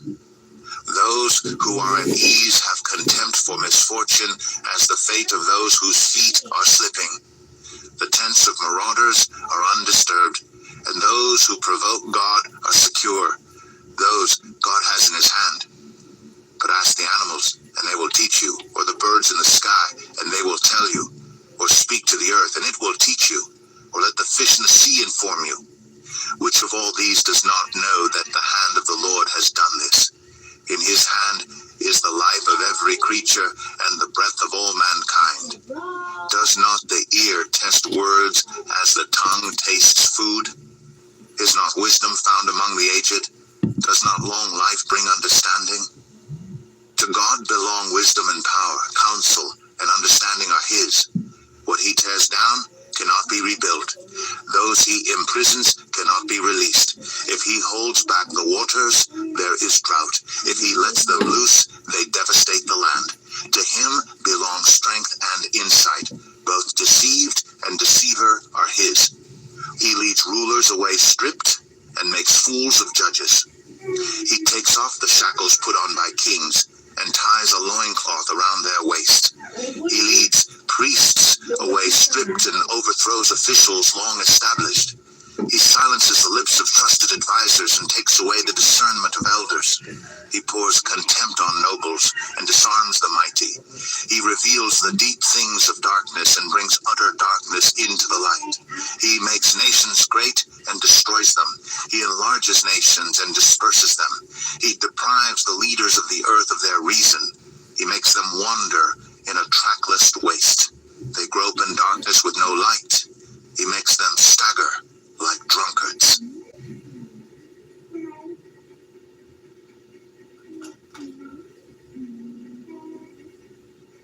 Job 13. My eyes have seen all this. My ears have heard and understood it. What you know, I also know. I am not inferior to you.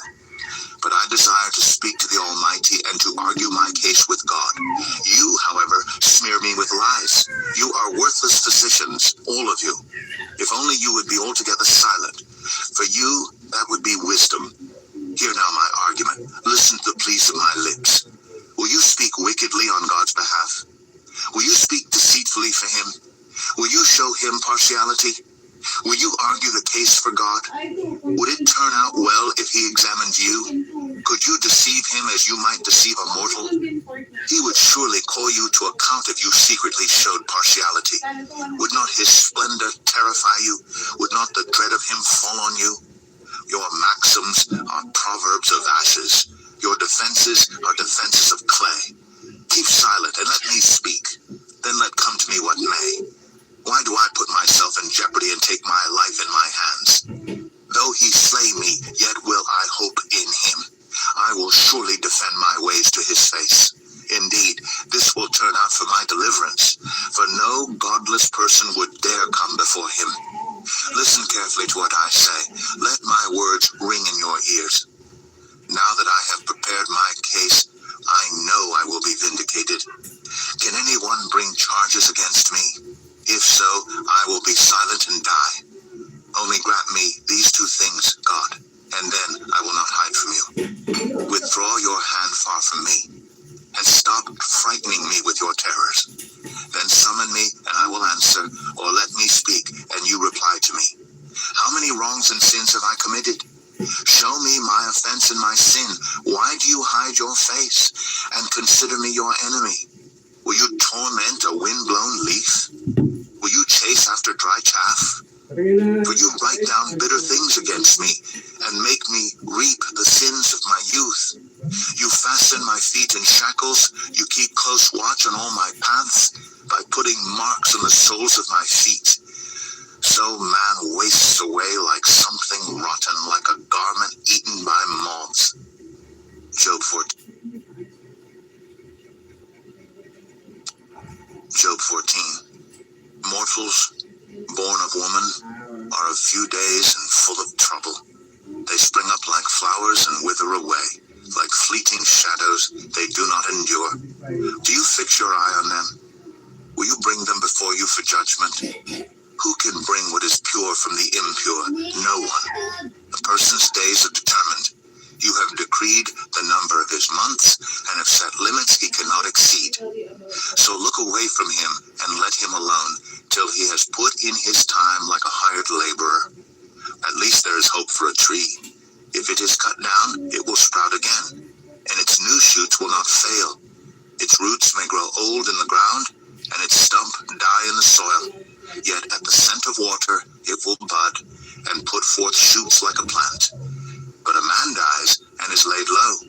He breathes his last and is no more. As the water of a lake dries up, or a riverbed becomes parched and dry, so he lies down and does not rise. Till the heavens are no more, people will not awake or be roused from their sleep. If only you would hide me in the grave and conceal me till your anger has passed.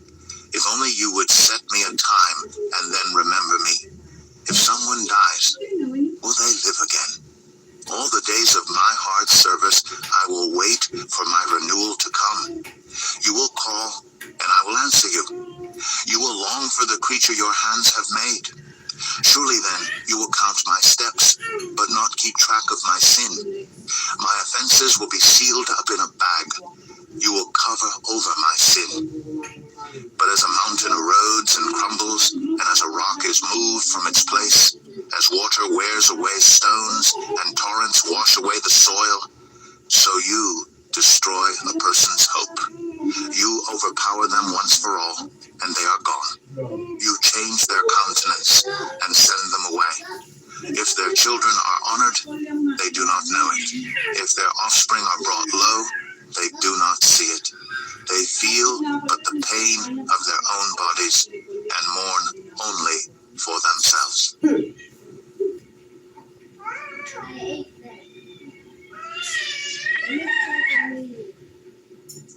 Job 15.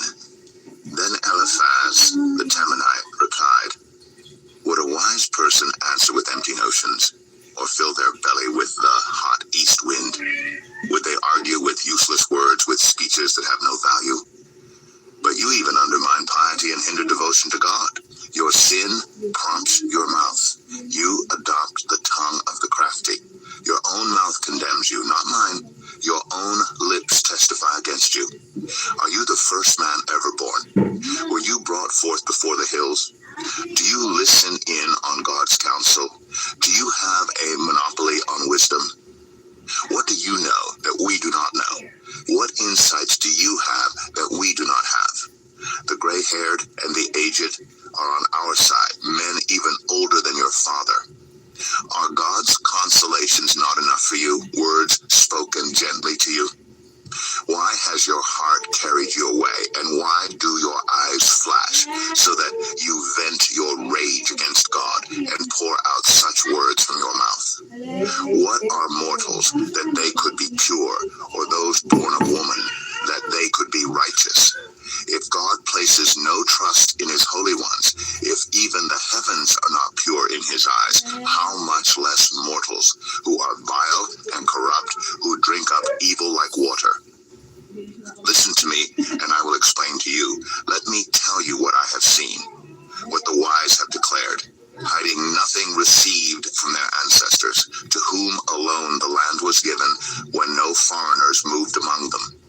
All his days the wicked man suffers torment, the ruthless man through all the years stored up for him. Terrifying sounds fill his ears. When all seems well, marauders attack him. He despairs of escaping the realm of darkness. He is marked for the sword.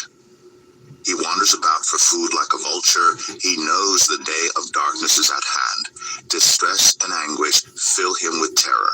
Troubles overwhelm him like a king poised to attack, because he shakes his fist at God and vaunts himself against the Almighty, defiantly charging against him with a thick, strong shield.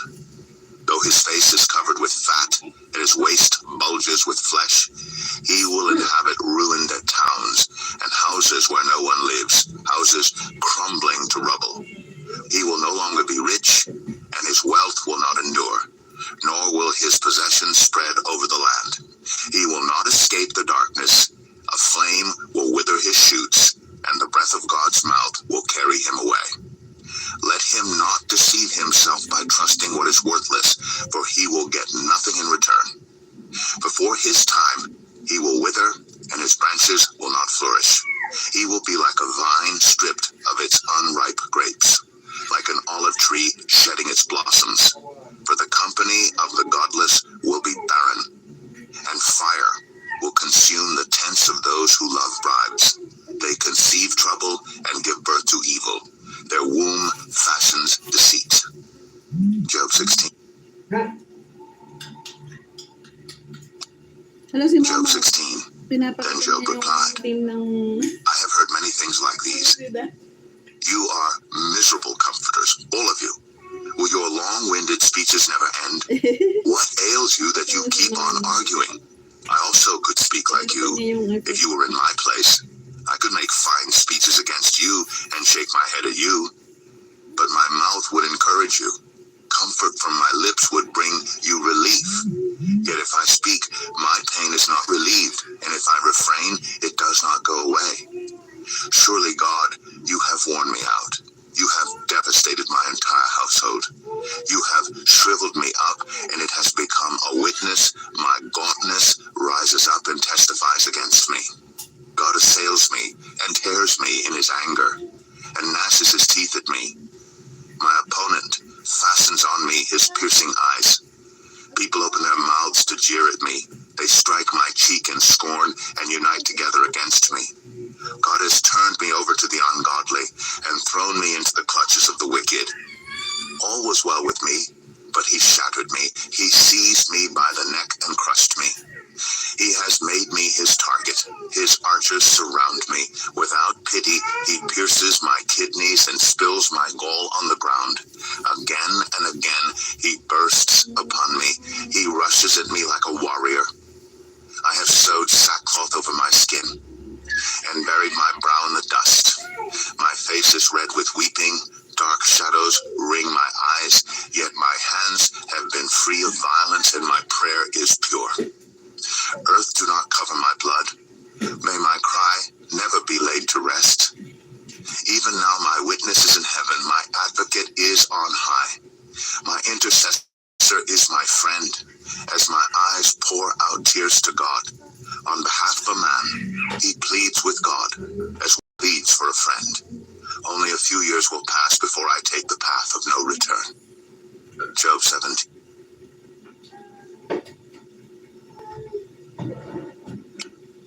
Job 17. My spirit is broken. My days are cut short. The grave awaits me. Surely mockers surround me. My eyes must dwell on their hostility. Give me, O God, the pledge you demand. Who else will put up security for me? You have closed their minds to understanding. Therefore you will not let them triumph. If anyone denounces their friends for reward, the eyes of their children will fail. God has made me a byword to everyone, a man in whose face people spit. My eyes have grown dim with grief. My whole frame is but a shadow. The upright are appalled at this. The innocent are aroused against the ungodly. Nevertheless, the righteous will hold to their ways, and those with clean hands will grow stronger. But come on, all of you, try again. I will not find a wise man among you. My days have passed, my plans are shattered, yet the desires of my heart turn night into day. In the face of the darkness, light is near. If the only home I hope for is the grave, if I spread out my bed in the realm of darkness, if I say to corruption, you are my father, and to the worm, my mother or my sister, where then is my hope? Who can see any hope for me? Will it go down to the gates of death? Will we descend together into the dust? Job 18.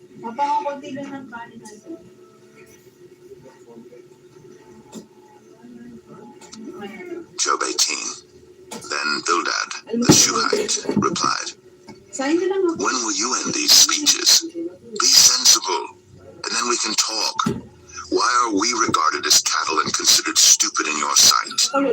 You who tear yourself to pieces in your anger, is the earth to be abandoned for your sake?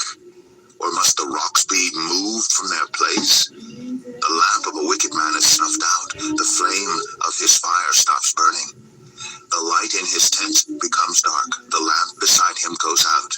The vigor of his step is weakened. His own schemes throw him down. His feet thrust him into a net. He wanders into its mesh. A trap seizes him by the heel. A snare holds him fast. A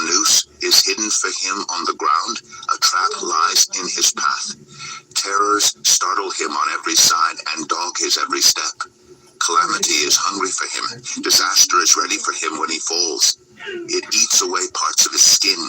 Death's firstborn devours his limbs. He is torn from the security of his tent and marched off to the king of terrors. Fire resides in his tent. Burning sulfur is scattered over his dwelling. His roots dry up below, and his branches wither above. The memory of him perishes from the earth. He has no name in the land. He is driven from light into the realm of darkness and is banished from the world. He has no offspring or descendants among his people, no survivor where once he lived. People of the west are appalled at his fate. Those of the east are seized with horror. Surely such is the dwelling of an evil man. Such is the place of one who does not know God.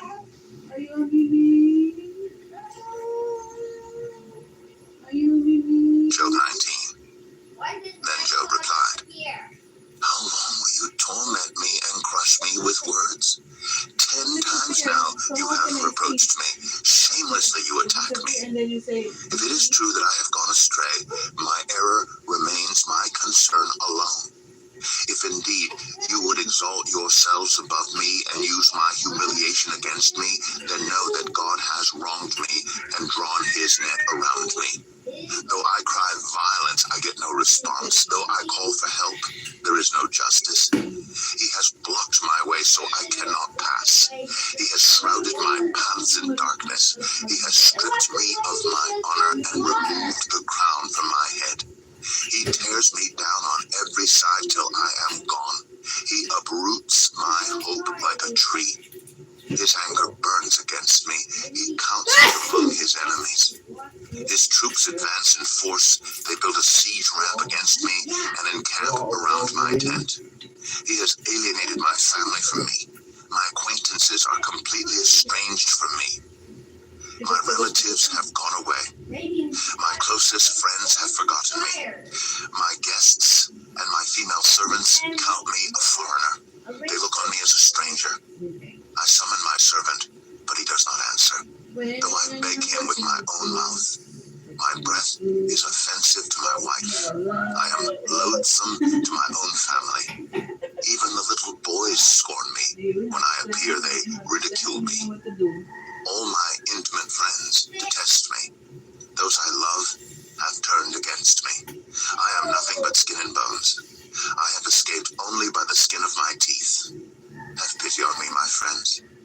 Have pity, for the hand of God has struck me. Why do you pursue me as God does? Will you never get enough of my flesh? Oh, that my words were recorded, that they were written on a scroll, that they were inscribed with an iron tool on lead, or engraved in rock forever. I know that my Redeemer lives, and that in the end he will stand on the earth. And after my skin has been destroyed, yet in my flesh I will see God. I myself will see him with my own eyes, I and not another. How my heart yearns within me. If you say, how we will hound him, since the root of the trouble lies in him, you should fear the sword yourselves, for wrath will bring punishment by the sword, and then you will know that there is judgment. Job 20.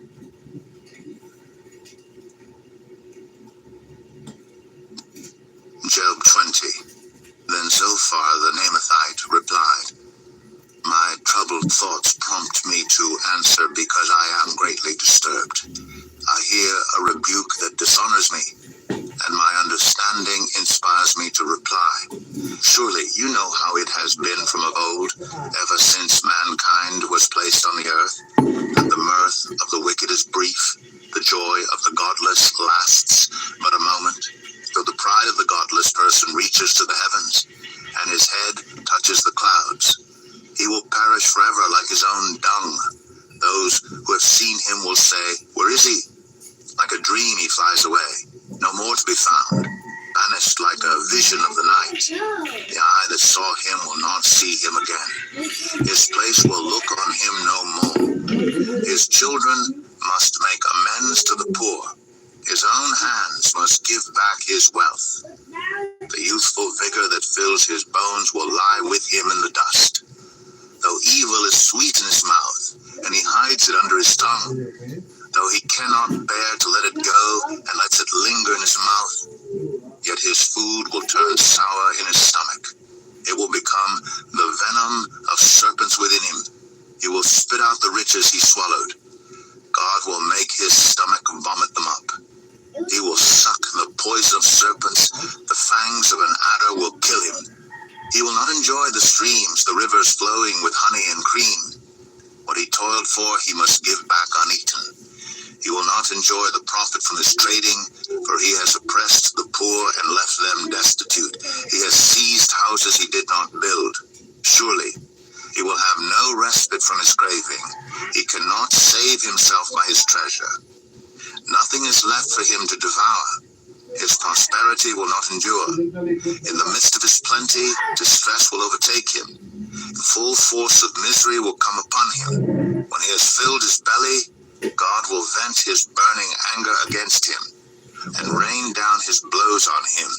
Though he flees from an iron weapon, a bronze-tipped arrow pierces him. He pulls it out of his back, the gleaming point out of his liver. Terrors will come over him. Total darkness lies in wait for his treasures. A fire unfanned will consume him and devour what is left in his tent. The heavens will expose his guilt, the earth will rise up against him. A flood will carry off his house, rushing waters on the day of God's wrath. Such is the fate God allots the wicked, the heritage appointed for them by God.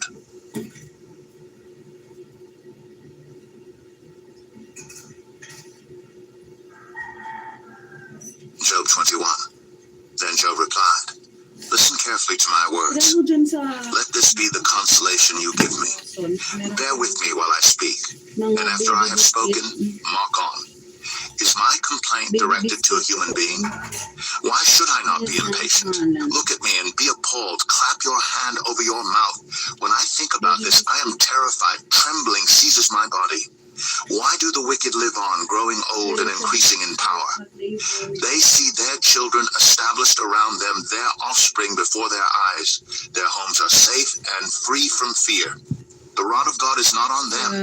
Their bulls never fail to breed. Their cows calve and do not miscarry. They send forth their children as a flock. Their little ones dance about. They sing to the music of timbrel and lyre. They make merry to the sound of the pipe. They spend their years in prosperity and go down to the grave in peace. Yet they say to God, 'Leave us alone. We have no desire to know your ways.' Who is the Almighty that we should serve him? What would we gain by praying to him? But their prosperity is not in their own hands. So I stand aloof from the plans of the wicked. Yet how often is the lamp of the wicked snuffed out? How often does calamity come upon them, the fate God allots in his anger? How often are they like straw before the wind, like chaff swept away by a gale? It is said, God stores up the punishment of the wicked for their children. Let him repay the wicked so that they themselves will experience it. Let their own eyes see their destruction. Let them drink the cup of the wrath of the Almighty. For what do they care about the families they leave behind when their allotted months come to an end? Can anyone teach knowledge to God, since he judges even the highest? One person dies in full vigor, completely secure and at ease, well nourished in body, bones rich with marrow. Another dies in bitterness of soul, never having enjoyed anything good. Side by side they lie in the dust, and worms cover them both. I know full well what you are thinking, the schemes by which you would wrong me. You say, 'Where now is the house of the great, the tents where the wicked lived?' Have you never questioned those who travel? Have you paid no regard to their accounts, that the wicked are spared from the day of calamity, that they are delivered from the day of wrath? Who denounces their conduct to their face? Who repays them for what they have done? They are carried to the grave, and watch is kept over their tombs. The soil in the valley is sweet to them. Everyone follows after them, and a countless throng goes before them. So how can you console me with your nonsense? Nothing is left of your answers but falsehood. Job 22. Hindi. Kasi hindi kami Job 22. Then Eliphaz the Temanite replied, can a man be of benefit to God? Can even a wise person benefit him? What pleasure would it give the Almighty if you were righteous? What would he gain if your ways were blameless? Is it for your piety that he rebukes you and brings charges against you? Is not your wickedness great? Are not your sins endless? You demanded security from your relatives for no reason. You stripped people of their clothing, leaving them naked. You gave no water to the weary, and you withheld food from the hungry, though you were a powerful man owning land, an honored man living on it. And you sent widows away empty-handed, and broke the strength of the fatherless. That is why snares are all around you, why sudden peril terrifies you, why it is so dark you cannot see, and why a flood of water covers you. Is not God in the heights of heaven? And see how lofty are the highest stars. Yet you say, what does God know? Does he judge through such darkness? Thick clouds veil him, so he does not see us as he goes about in the vaulted heavens. Will you keep to the old path that the wicked have trod? They were carried off before their time, their foundations washed away by a flood. They said to God, leave us alone. What can the Almighty do to us? Yet it was he who filled their houses with good things. So I stand aloof from the plans of the wicked. The righteous see their ruin and rejoice. The innocent mock them, saying, surely our foes are destroyed, and fire devours their wealth. Submit to God and be at peace with him. In this way prosperity will come to you. Accept instruction from his mouth, and lay up his words in your heart. If you return to the Almighty, you will be restored. If you remove wickedness far from your tent and assign your nuggets to the dust, your gold of Ophir to the rocks in the ravines, then the Almighty will be your gold, the choicest silver for you. Surely then you will find delight in the Almighty, and will lift up your face to God. You will pray to him, and he will hear you, and you will fulfill your vows. What you decide on will be done, and light will shine on your ways. When people are brought low, and you say, lift them up, then he will save the downcast. He will deliver even one who is not innocent, who will be delivered through the cleanness of your hands. Job 23.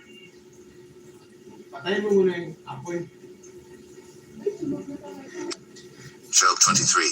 Then Job replied, even today my complaint is bitter.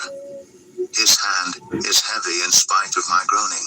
If only I knew where to find him, if only I could go to his dwelling, I would state my case before him and fill my mouth with arguments. I would find out what he would answer me and consider what he would say to me. Would he vigorously oppose me? No, he would not press charges against me. There the upright can establish their innocence before him, and there I would be delivered forever from my judge. But if I go to the east, he is not there. If I go to the west, I do not find him. When he is at work in the north, I do not see him. When he turns to the south, I catch no glimpse of him. But he knows the way that I take. When he has tested me, I will come forth as gold. My feet have closely followed his steps. I have kept to his way without turning aside. I have not departed from the commands of his lips. I have treasured the words of his mouth more than my daily bread. But he stands alone, and who can oppose him?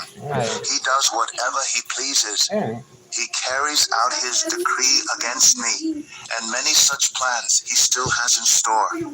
That is why I'm terrified before him. When I think of all this, I fear him. God has made my heart faint. The Almighty has terrified me. Yet I am not silenced by the darkness, by the thick darkness that covers my face. May sundo ko ngayon, di ba? One. Job 24. Why does the Almighty not set times for judgment? Why must those who know him look in vain for such days? There are those who move boundary stones. They pasture flocks they have stolen. They drive away the orphan's donkey and take the widow's ox in pledge. They thrust the needy from the path and force all the poor of the land into hiding. Like wild donkeys in the desert, the poor go about their labor of foraging food. The wasteland provides food for their children. They gather fodder in the fields and glean in the vineyards of the wicked. Lacking clothes, they spend the night naked. They have nothing to cover themselves in the cold. They are drenched by mountain rains and hug the rocks for lack of shelter. The fatherless child is snatched from the breast. The infant of the poor is seized for a debt. Lacking clothes, they go about naked. They carry the sheaves, but still go hungry. They crush olives among the terraces. They tread the wine presses, yet suffer thirst. The groans of the dying rise from the city, and the souls of the wounded cry out for help. But God charges no one with wrongdoing. There are those who rebel against the light, who do not know its ways, or stay in its paths. When daylight is gone, the murderer rises up, kills the poor and needy, and in the night steals forth like a thief. The eye of the adulterer watches for dusk. He thinks, no eye will see me, and he keeps his face concealed. In the dark, thieves break into houses, but by day they shut themselves in. They want nothing to do with the light. For all of them, midnight is their morning. They make friends with the terrors of darkness. Yet they are foam on the surface of the water. Their portion of the land is cursed, so that no one goes to the vineyards. As heat and drought snatch away the melted snow, so the grave snatches away those who have sinned. The womb forgets them, the worm feasts on them. The wicked are no longer remembered, but are broken like a tree. They prey on the barren and childless woman, and to the widow they show no kindness. But God drags away the mighty by his power. Though they become established, they have no assurance of life. He may let them rest in a feeling of security, but his eyes are on their ways. For a little while they are exalted, and then they are gone. They are brought low and gathered up like all others. They are cut off like heads of grain. If this is not so, who can prove me false and reduce my words to nothing?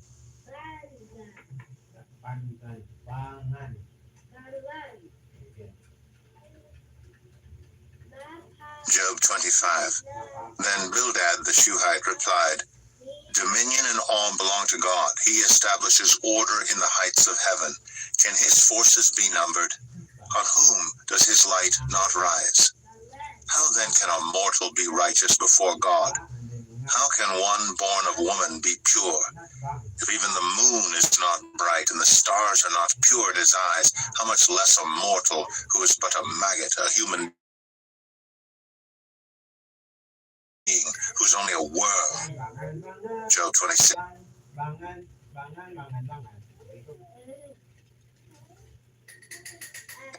Job 26.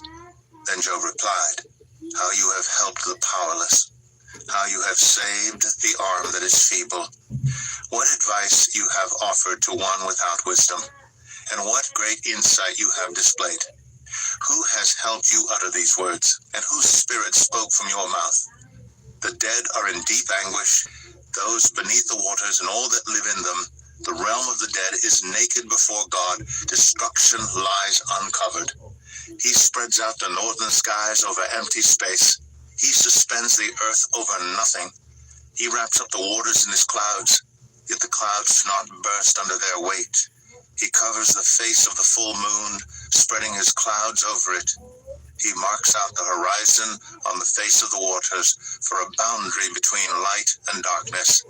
The pillars of the heavens quake, aghast at his rebuke. By his power, he churned up the sea. By his wisdom, he cut Rahab to pieces. By his breath, the skies became fair.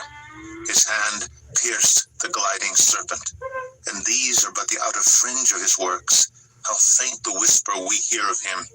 Who then can understand the thunder of his power? Job 27. And Job continued his discourse. As surely as God lives, who has denied me justice? The Almighty, who has made my life bitter. As long as I have life within me, the breath of God in my nostrils, my lips will not say anything wicked, and my tongue will not utter lies. I will never admit you are in the right till I die.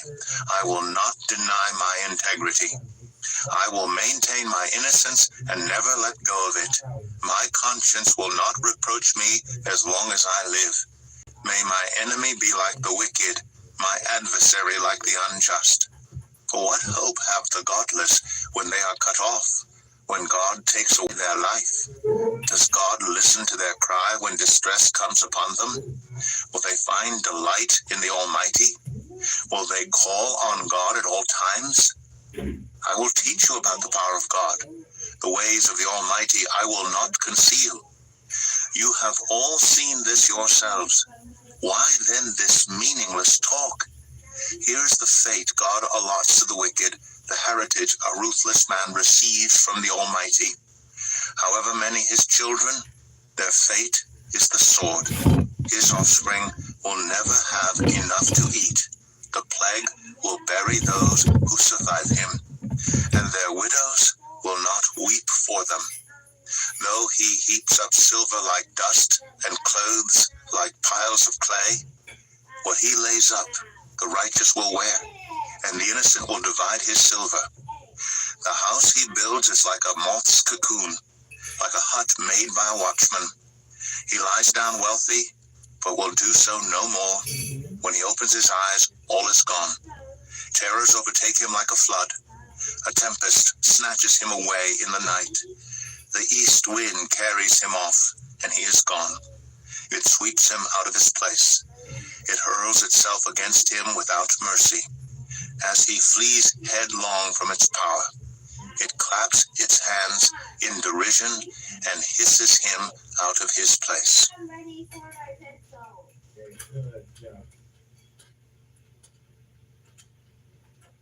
Job 28.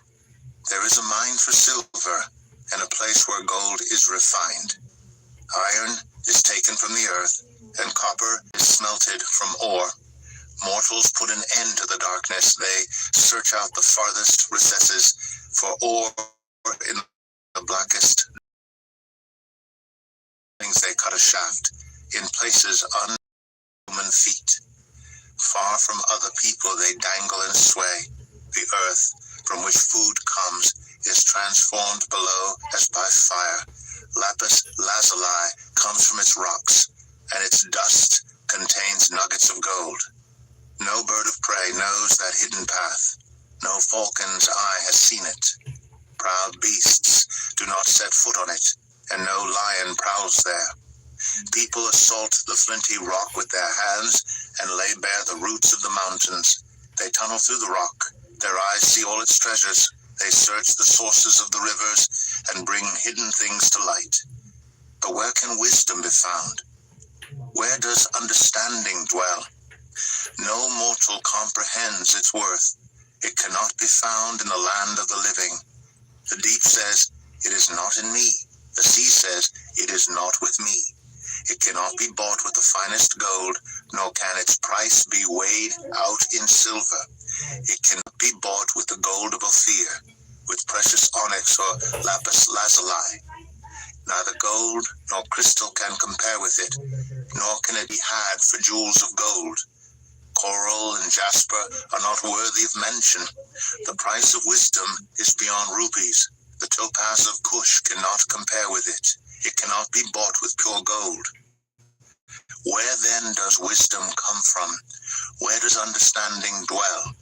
It's hidden from the eyes of every living thing, concealed even from the birds in the sky. Destruction and death say, only a rumor of it has reached our ears. God understands the way to it, and he alone knows where it dwells. For he views the ends of the earth, and sees everything under the heavens.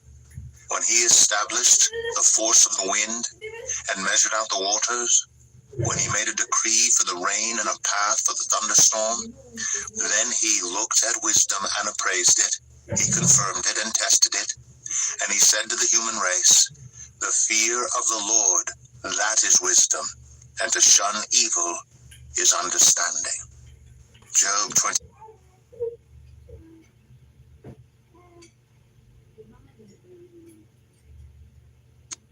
Job 29. Job continued his discourse. How I long for the months gone by, for the days when God watched over me, when his lamp shone on my head, and by his light I walked through darkness. Oh, for the days when I was in my prime, when God's intimate friendship blessed my house, when the Almighty was still with me, and my children were around me, when my path was drenched with cream, and the rock poured out for me streams of olive oil. When I went to the gate of the city and took my seat in the public square, the young men saw me and stepped aside, and the old men rose to their feet. The chief men refrained from speaking and covered their mouths with their hands. The voices of the nobles were hushed, and their tongues stuck to the roof of their mouths. Whoever heard me spoke well of me, and those who saw me commended me, because I rescued the poor who cried for help, and the fatherless who had none to assist them. The one who was dying blessed me. I made the widow's heart sing. I put on righteousness as my clothing. Justice was my robe and my turban. I was eyes to the blind and feet to the lame. I was a father to the needy. I took up the case of the stranger. I broke the fangs of the wicked and snatched the victims from their teeth. I thought, I will die in my own house, my days as numerous as the grains of sand. My roots will reach to the water, and the dew will lie all night on my branches. My glory will not fade. The bow will be ever new in my hand. People listened to me expectantly, waiting in silence for my counsel. After I had spoken, they spoke no more. My words fell gently on their ears. They waited for me as for showers, and drank in my words as the spring rain. When I smiled at them, they scarcely believed it. The light of my face was precious to them. I chose the way for them, and sat as their chief. I dwelt as a king among his troops. I was like one who comforts mourners.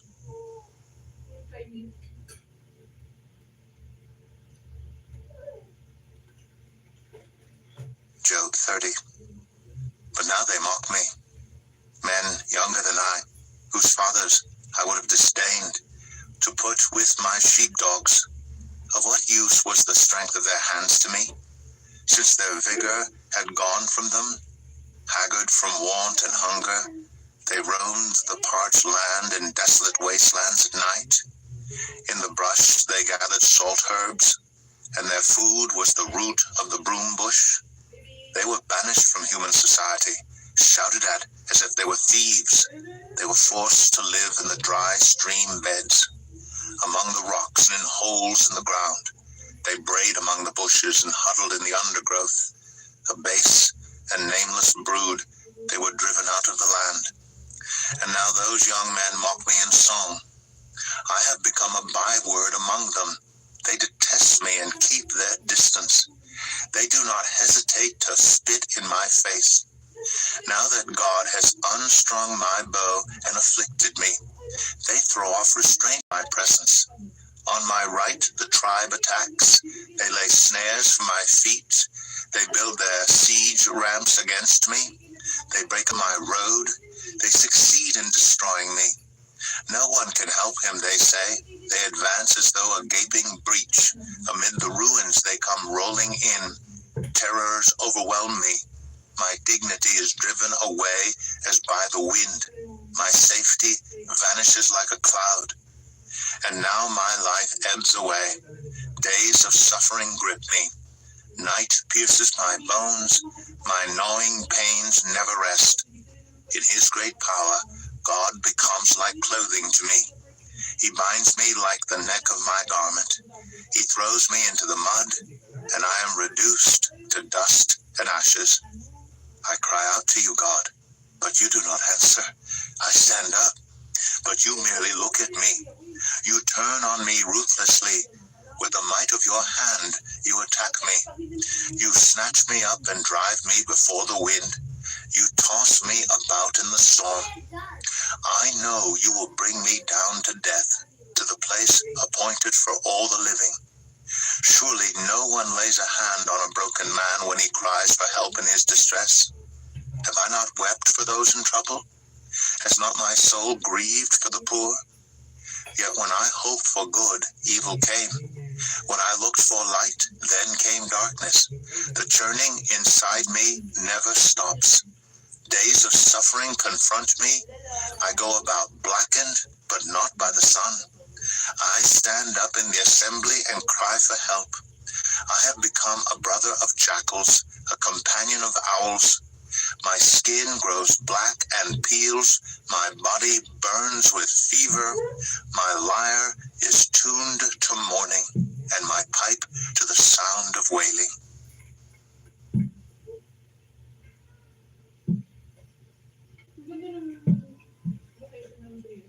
Job 31. I made a covenant with my eyes not to look lustfully at a young woman. For what is our lot from God above, our heritage from the Almighty on high? Is it not ruin for the wicked, disaster for those who do wrong? Does he not see my ways and count my every step? If I have walked with falsehood, or my foot has hurried after deceit, let God weigh me in honest scales, and he will know that I am blameless. If my steps have turned from the path, if my heart has been led by my eyes, or if my have been defiled, then may others eat what I have sown. Or female, when they had a grievance against me, what will I do when God confronts me? What will I answer when called to account? Did not he who made me in the womb make them? Did not the same one form us both within our mothers? If I have denied the desires of the poor, or let the eyes of the widow grow weary, if I have kept my bread to myself, not sharing it with the fatherless, but from my youth I reared them as a father would, and from my birth I guided the widow. If I have seen anyone perishing for lack of clothing, or the needy without garments, and their hearts did not bless me for warming them with the fleece from my sheep, if I have raised my hand against the fatherless, knowing that I had influence in court, then let my arm fall from the shoulder. Let it be broken off at the joint. For I dreaded destruction from God, and for fear of his splendor I could not do such things.